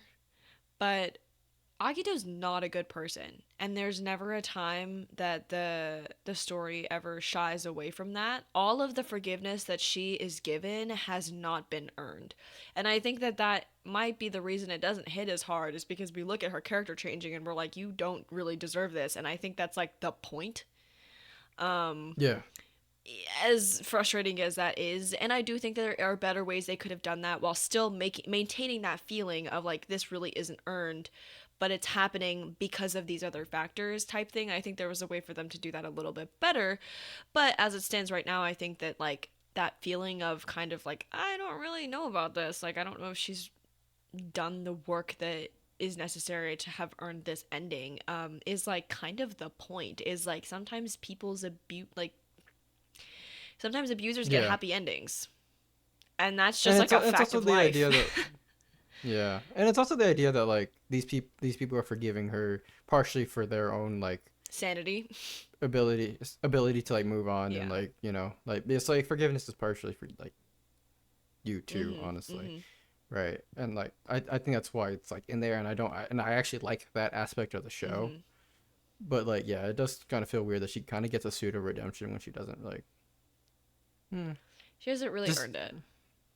yeah, she hasn't really like we know what her backstory is and it's tragic, but she actually hasn't done much to like remedy it Mhm. after that. I think this might Though be I yeah. I think this might be just a matter of like the power of forgiveness, right? Type thing where again, she's being used as a metaphor instead of an actual person. Um but I do wholeheartedly agree with you. Like despite all of the ways that we can kind of write this off as like, oh, well, it could be this, it could be this. Like, it doesn't really feel earned because she's not a character. Like, Akito as a person doesn't come out into the show until also like the second season. She's Yeah. literally just a shadow or a reference for other people, and like we see her in other people's flashbacks as just being the fucking worst. Like, Yeah. there's no redeeming quality about her. She's just evil I'll up until like the second season, and we've been so conditioned to be like, oh, like this is the reason everybody that we love is traumatized. um yeah. I will admit, as like a piece of like writing and drama, though, it's like pretty brilliant yeah. because like we spend like a whole season just hearing about this like menace, Mhm. right? We get a couple interactions, Mhm. right, and then she like shows up at the school the first time, and it's like really intense because of all the drama we've been building up, and then she shows up at the beach, Mhm. right, and ruins their vacation, right, God damn and it. like man, like just purely on a drama standpoint, on a writing and drama Mhm. standpoint, it's just like, dude, like edge of your seat type Yes, it's thing. very good for like dramatic effect for sure.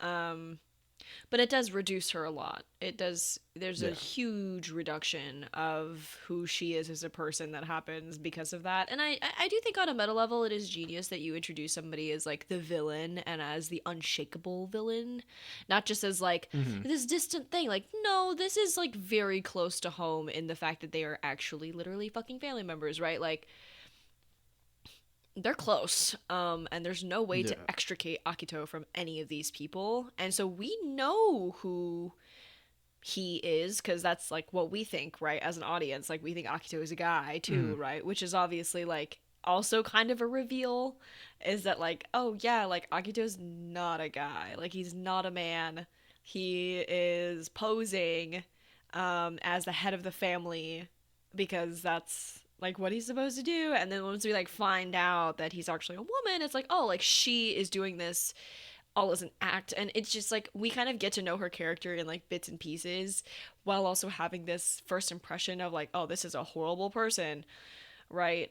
So I guess in that way it is like very well done, in the way that like sometimes that's how you know people too, is like sometimes you only know certain people in reference to other people, and sometimes those people are villains in this person's story, but who are they as individuals? We don't really know. And you don't really know, even though you think you know because you know all of these other people, but you don't know who this person Hmm. actually is.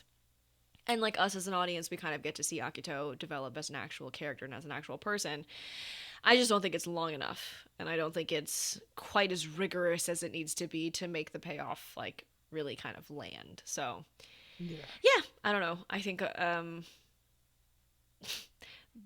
brilliant, brilliant fucking writing though. You know what I mean? Like you Yeah. talk about it and you're just like, god damn, like, ooh, so good. One thing, like another thing I really love about her character, is like in the metaphorical aspect, is like she does a really good job of displaying all like a very large variety of different ways that abuse happens, Mm-hmm.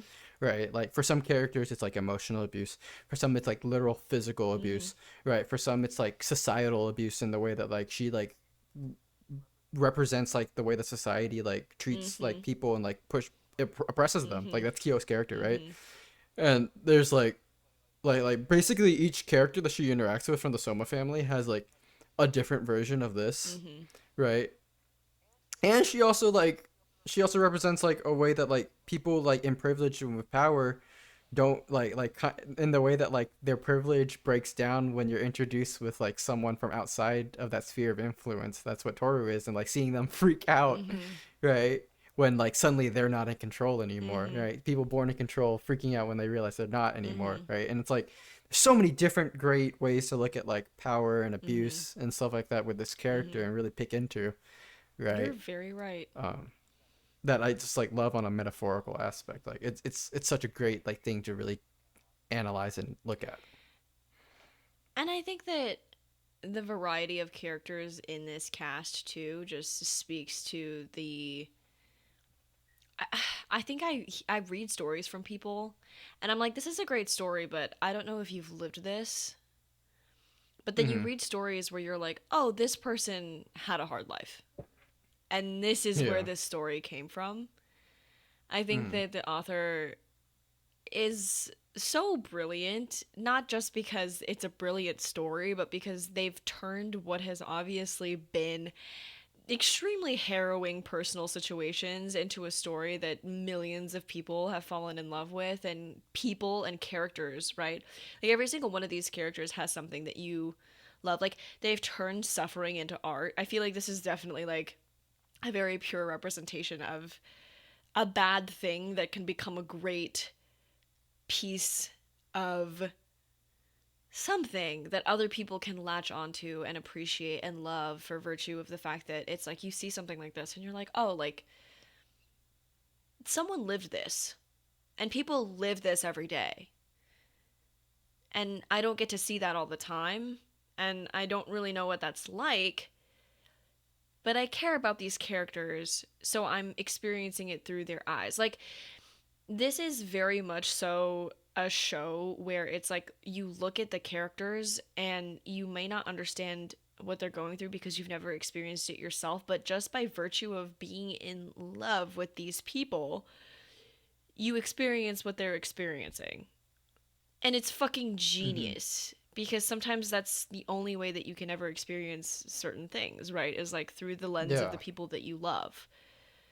And Yeah. so That's part of the value of like art and how it like helps broaden what you know, mhm. what you can It's experience. just good. Other people's experiences. Like, Yeah, it's just it's good. good. It's good. Like we pointed out a lot of weird things about the show, but like I think a very important part about looking at art and analyzing art is that you can point out bad Yeah. things, problematic and weird things, but also point out but like that doesn't particularly detract from the good aspects of it, right? And you have to take things in lockstep, right? They come with each other, but it's still Hmm. good. Like It's still Fruits good and Basket's it's still good. still worth it. It's still worth It, consuming it, because at the end of the day, nobody's gonna sit here and justify this. I'm nobody.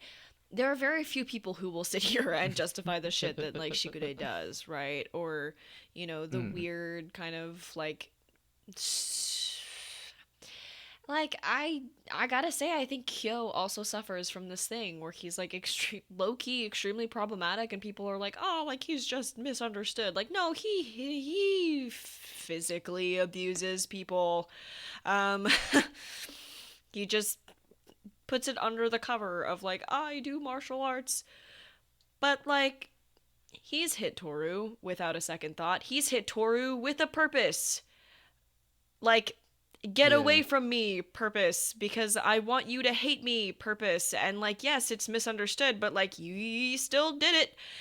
Like there are very few people who are going to sit here and really really justify that, right? But you know, it's a good yeah. story. Like I don't know what else It's to a tell good you. story. And like the movement of his character from that to where he ends up is like genuinely I think like a good thing Yes. to write to say. Yes. It's definitely not a cheap character development. It's very expensive. Yeah. It's very costly for him and for everybody around him, which is usually how it happens. All right. Any more characters you want? I have like two in mind, All but right. do you have any? I want to just very briefly hit on the Ritsu thing. So the crossdresser, the convoluted crossdresser we were talking about earlier is Ritsu. They're the monkey zodiac. When we first meet Ritsu, she's presenting as a woman, and then we find out that she's not because Toru hugs her and she becomes a monkey, and that means that she's actually a guy. At the very end of the show, Ritsu turns back into a guy. Or starts presenting as male again. And it's just like, why? Useless character development. Completely fucking pointless. It's not even the pointless aspect of it that like bothers me. It's the fact that like it's paired along with his healed trauma. Right? In a way, it kind of implies that now that he's healed a bit, he doesn't want to present as female anymore, implying that his cross dressing was tied up with trauma, and like that's rough. I will say, okay, because here's the other thing too, right? Is that like Akito did it, right? Like they presented as male because they are the head of the family, right? And so there's this like societal expectation. Ritsu literally did it because she's like, I'm more comfortable in girls' clothes. Yeah, and like that's like cool. She just doesn't keep... like. It's just so fucking weird. Like I don't. It was so close. It was so close. And then it backpedaled pretty hard at the end. Here, let me. What are you trying I'm to do? trying to look up. Hang on. Why'd Ritsu stop cross-dressing? Let's see what the internet says. Okay. Give it your best shot. I'm not quite convinced that there's Anime Mama 828 on Reddit says, I think Ritsu used cross-dressing as a coping mechanism for low self-esteem and didn't embrace his manliness. I can relate because I, female, used to dress more tomboyish because I had lower self-esteem and had issues with my femininity. But once I gained confidence in myself, I became a lot more confident in my feminine self. That's how I see it anyways.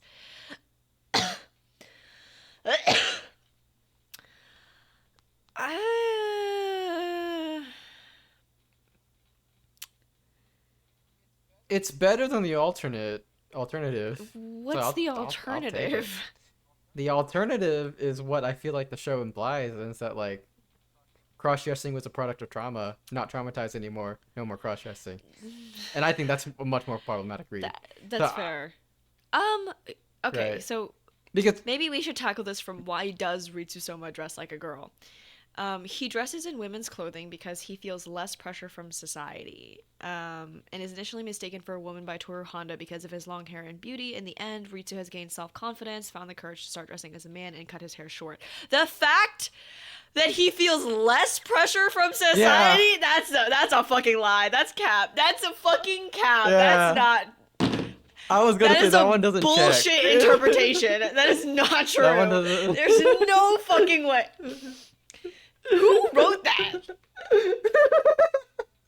Fruits Basket Wiki fandom. What the fuck is going on?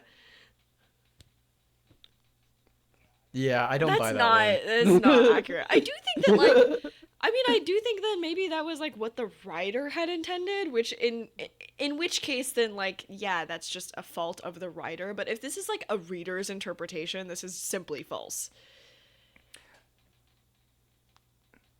Yeah. Anyways. For how the author treats the other queer characters in the show. Also true. I would not be surprised if it was some sort of misguided allyship type deal. Where it's like, I want to include characters like this, but I don't completely understand why they would do something like this, and it just kind of gets lost in translation. That's fair. Right, it really does feel like the author's trying to be as good as possible with Ritsu as a cross-dressing character, but but doesn't really completely understand why people do things like that. Yeah. Right. Because like it doesn't feel like Ritsu's crushing is ever like portrayed with like any like malice or Yeah, anything. no, it's But it not a does feel like bad at thing. the end that when we actually dig into like why, like it probably should have talked to like some like cross dressing people or like trans people before you like wrote that. Yeah, But maybe, perhaps. but it also doesn't feel like with malice either. Yeah. Like there are definitely ways like certain, and I'm not saying this like makes it better, but there definitely are ways in which you can like do this and then like, play it as like a joke or like play it maliciously or whatnot, and like the author's not trying to do Yeah. that, but it does feel a little Yeah, misguided. it's like if you're gonna make it like that, I'd hesitate to put it in at all. But it's a very graceful Also reading of like that, I think. Yeah.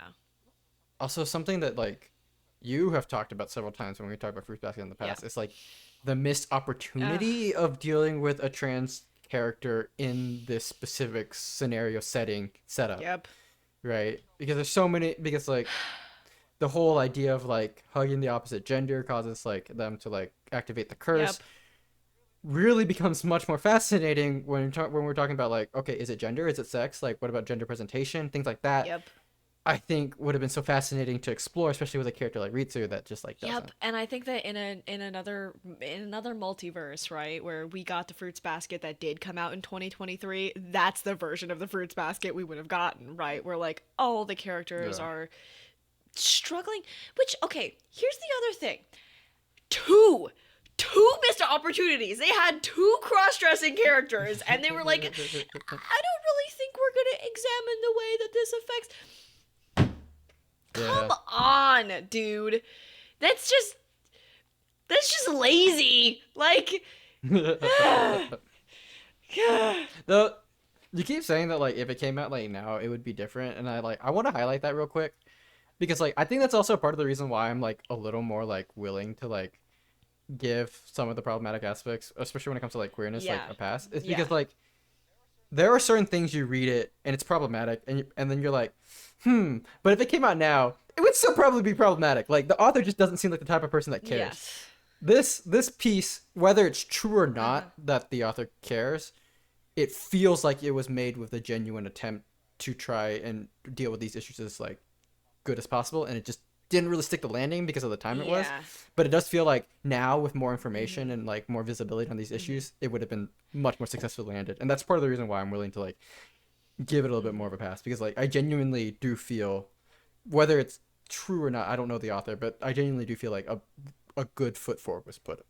I do like that you said that because I do think I look at this and I'm like I'm disappointed, but also I don't see any like malice in it.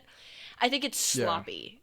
Like it's just not Mm-hmm. handled very well. Exactly what you're saying, right? It's like there's definitely like more effort that could have been put into it. They could have referred to, people in real life that have actually done this, but like it doesn't really seem like they did that. And never attribute to arrogance what you could attribute to ignorance, and I think that this is definitely one of those situations where it's like it Yeah. doesn't really seem like they were like they did this to poke fun at it and be like, oh, look at how like fucking stupid this is.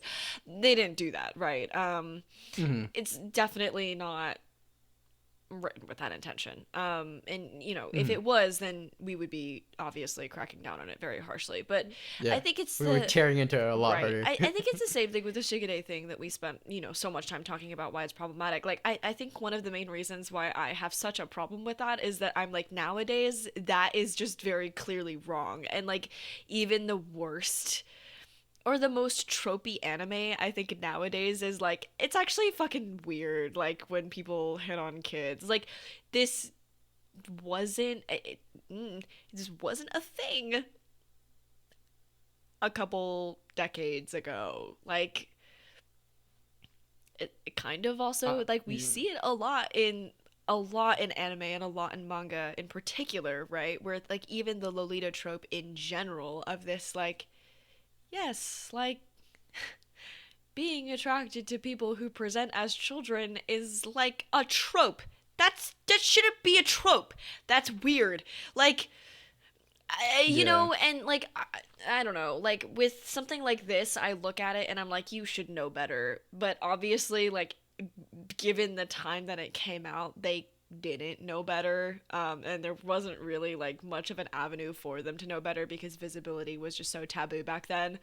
I do think you were absolutely correct. Like with more visibility, more awareness, which is why awareness is so vital and so key, right? Like this is why we raise awareness. This is why it's important, is to have like a basic knowledge of these things means that less people are just gonna get offended along the way, and that you're not gonna fuck up. Like, Yeah.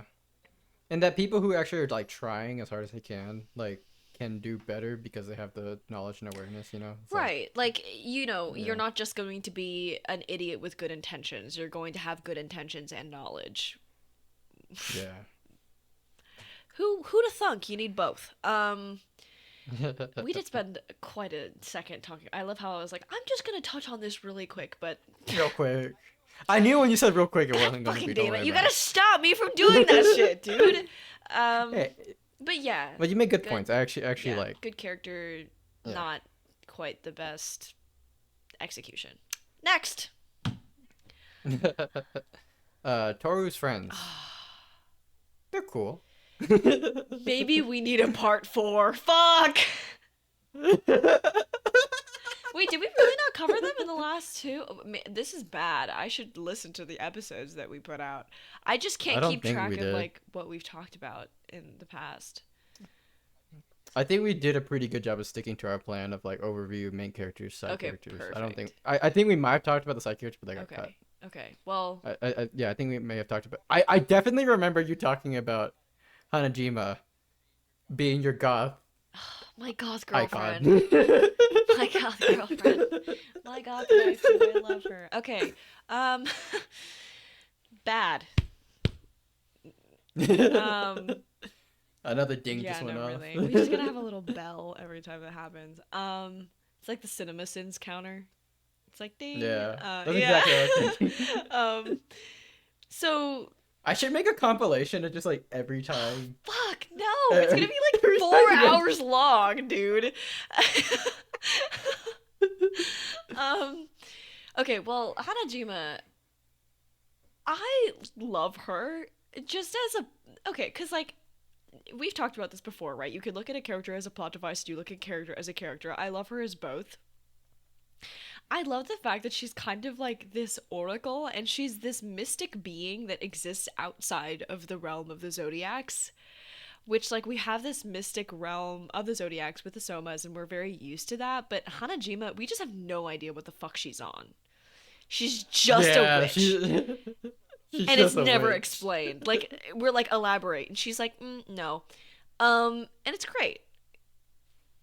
And she looks out for her friends with it, and it's awesome. Like no critiques.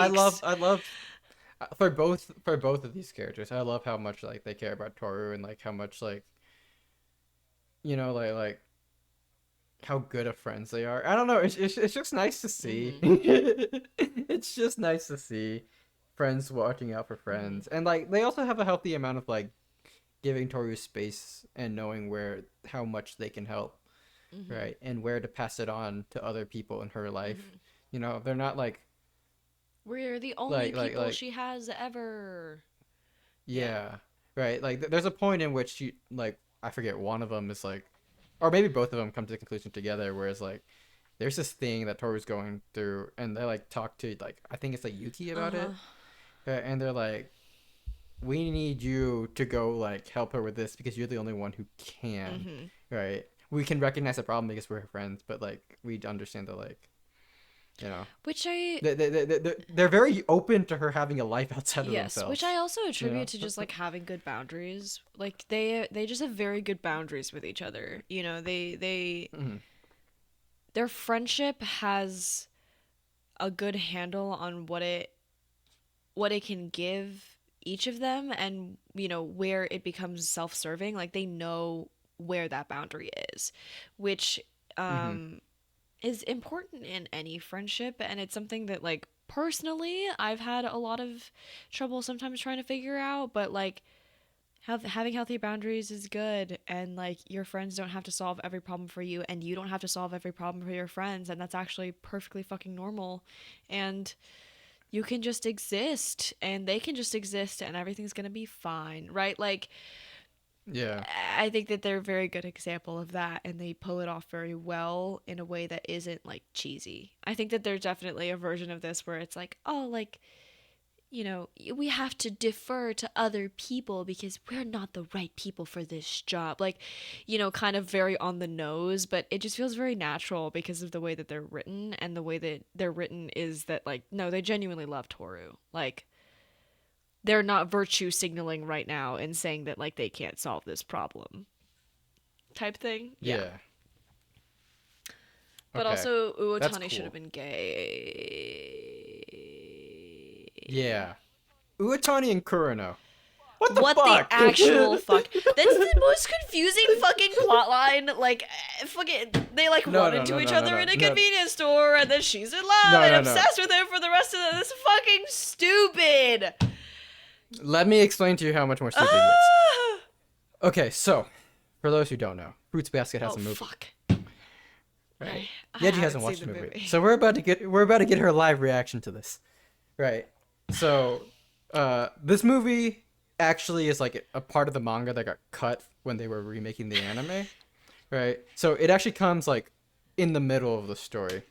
Anyway, so the plot of this movie is that Toru's mother is like a delinquent kid who's like doing bad in school, right? And like she basically like gets called down to the principal's office and they scold her, and there she meets this man. Right. And he's a teacher. Oh my god. Are you serious? Yeah. Yes. Is Yes.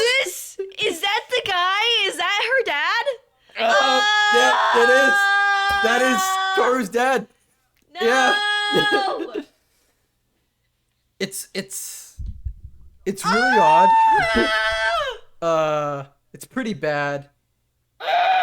It does kind of that like. I am done trying to defend you. I'm done. I'm done.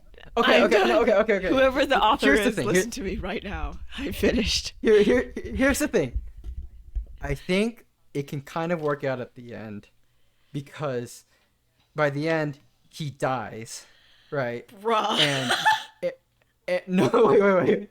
And Kyoko falls apart.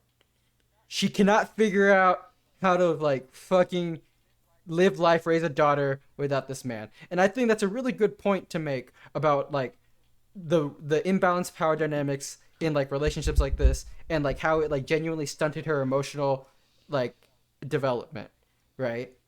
I think like I'm not sure that's what the author's trying to do, right? But I can kind of buy that, where it's like the end of the story, it basically becomes a condemnation, right? Whereas Kyoko can't function, and like so much of her life falls apart after his death because she had not been able to develop the emotional repertoire in order to like take care of herself, much less take care of another person, right?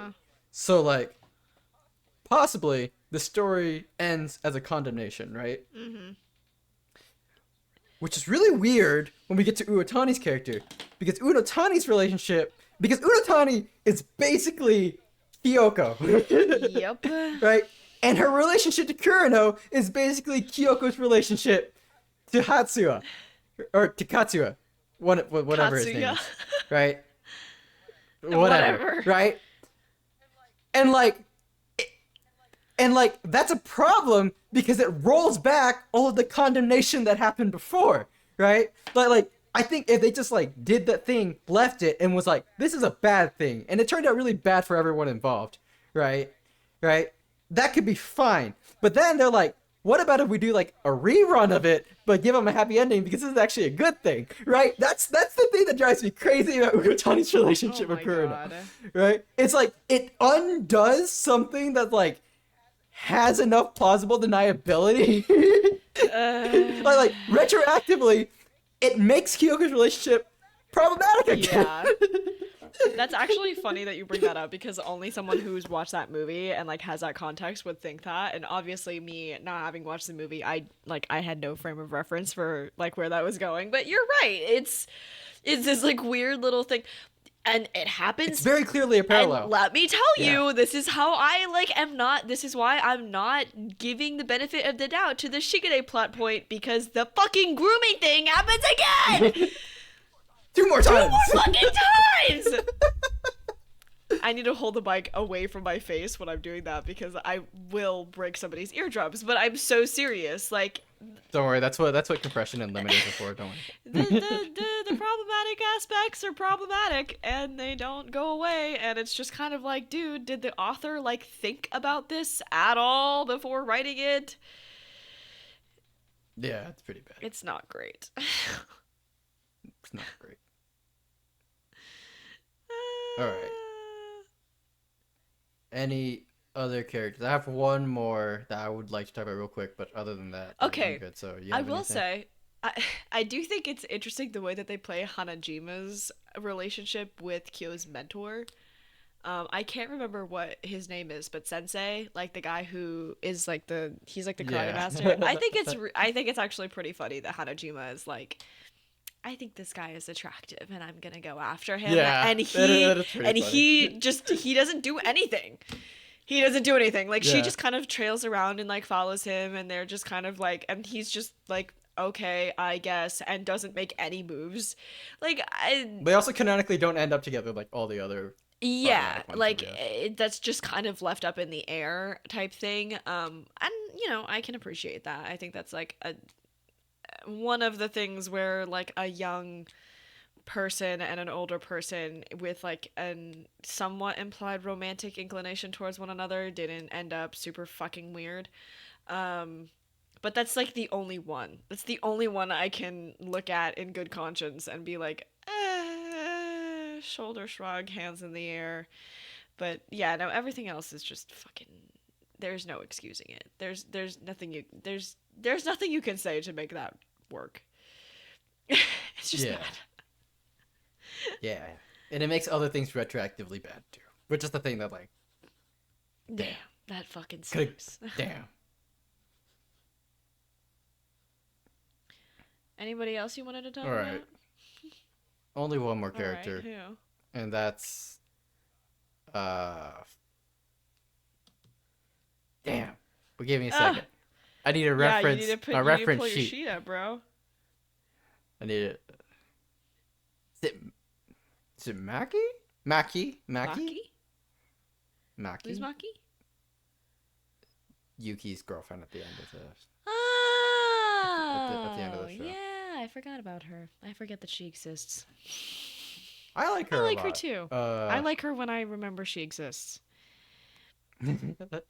her depiction of like the expectations placed upon her and how that like kind of like develops a really terrible anxiety for her.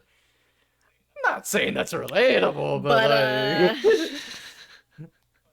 but like I get it. And like I don't know, sometimes like there's a lot of like talk about like anxiety and stuff in media, and like there's a lot of like, and I understand that like it gets, people are trying to treat it with nuance, right? And sometimes I feel like that like that like because of that, punches get pulled a little bit, right? But like the way that like Maki's character like manifests like her anxiety is that like she just like kind of like just like loses her, like she like freaks out, and then she starts like, okay, it sounds bad now that I put about it, but like I don't know, she freaks out and she starts breaking things, which like on one hand is like I guess kind of like over the top, but also on another hand is like, man, like I haven't freaked out to the point in which like I want to like destroy everything in the room, but I do understand that like that anxiety that's like gets bad to the point in which like I stop functioning, I need to remove myself from that situation, like that's happened before. Yeah, it's just a different manifestation of a feeling that you've had. I even feel like it's the same in a lot of ways, in which it's like you're just really uncomfortable in the situation, right? I think that's why she like breaks everything, Yeah. right? It's because she needs to be out of that situation because like her anxiety is getting like the better of her in that way, right? And like I can understand that a lot. It's happened more times than I would like to admit. Yeah. right? And like also knowing that that anxiety is developed and built from the same Yeah. place, right? I just kind of like seeing Yeah. You're like, it. oh fuck, that's me. Right? Like, yeah. Right. I'm glad that you can appreciate that in kind of like that roundabout way of like, oh, I relate to this and I see myself in it, but I'm not ashamed of it. I feel like a lot of people look at characters that are like Mm. them and they're like, fuck, I am in this picture and I don't like it. Please delete it. Like, um, I think I see a little bit of that with like Kyo in myself. Where I'm like, damn, dude, that's like not a good way to treat yourself or other people around you. You should not do that. And I'm like, that's toxic. You should. And then I'm like, Mm.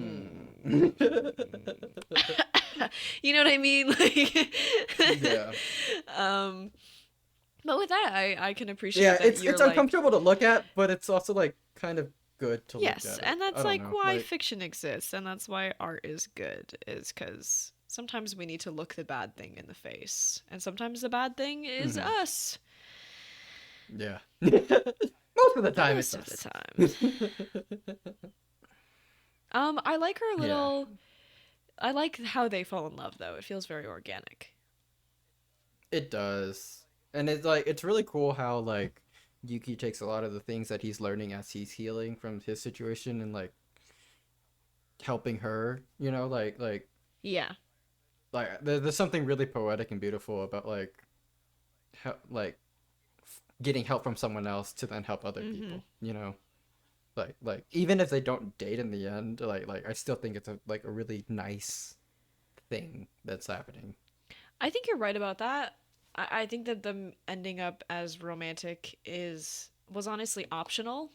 Um, Mhm. because their relationship starts out as them being friends and goes from there, and Yuki's story is a very great testimony to how like a healed person can heal others who have been hurt like them because they know what they're going Mhm. through, and like that's a Yeah. very clear and prime example of that being shown in that relationship is him doing that for Maki.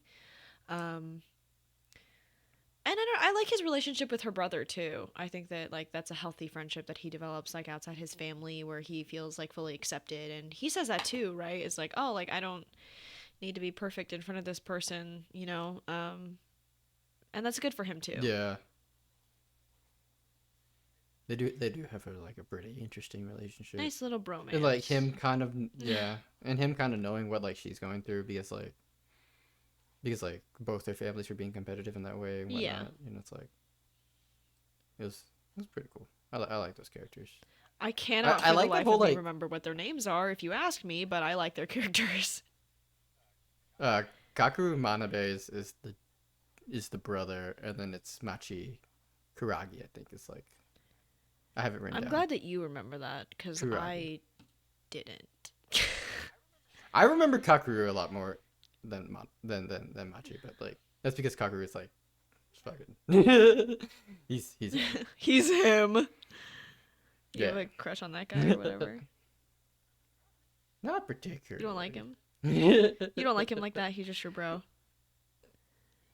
I don't even know if I like him. Like he's such an interesting character, and like how much on Yuki's nerves he can get, but also how like kind of great of a relationship he has with Yuki too. You know, like I don't know. I think it's just fascinating how like Yuki Loki kind of can't stand him, but also like That's just us, they dude. have, but fair, fair. Your good friends are the ones you can't Yeah. stand. I actually I don't think I've ever thought that about you. I don't think I've ever been like, fuck, I can't stand on. I don't think you've ever annoyed me either. So I guess like I need to get on that shit. apparently, dude, That's start, all you're dude. What the saying. fuck? I know I annoy you sometimes, so whatever. I don't think you Fucking have catch though. up, dog. Um, but no, like I it's don't think you that have. Don't whole worry about kind it. of like little subplot of Yuki like developing relationships outside the family and outside Toru was like definitely a nice change of pace in the anime. I Um, think it was a great like it is little a great thing. little thing. It's a Yeah. good thing. It's a good thing that happens for sure. All right. I'm all out. I think our fruits basket out. I'm also out. I don't think I can talk about this shit anymore. Jesus Christ. I'm never watching the movie because I'm just gonna lose all hope. But nice to know about that. I'm quite sure we've talked about this for like a combined like 6 hours or something like that. Probably longer because we also talk about it like when we're not recording. Yeah. So or in other episodes. Yeah. No. This will probably be the last time no. you guys get an episode titled Fruits Basket. It's probably not going to be the last time you guys hear about Fruits probably Basket. not. We will talk about it, but maybe not, we won't trademark it like that. We'll just jump scare you with it, you know what I mean? Yeah. Or maybe we just pivot and we become a Fruits Basket podcast. Oh, fuck. Honestly, with the amount of shit I've said today about this fucking show, I probably could. Like, god damn it. Or we've also gone pretty hard on it, so maybe we're not accepting the Fruits Basket fandom anymore. I don't know. True. Please don't cancel us. Just cancel me. On doesn't deserve it. All right. Well, we'll see you guys in the next one. This podcast was produced by Yeji. It was created and written by both of us. It was edited by me. The cover art was done by my good friend Emma Nebecker. And the background art for the videos were done by my good friend Penelope Moreno.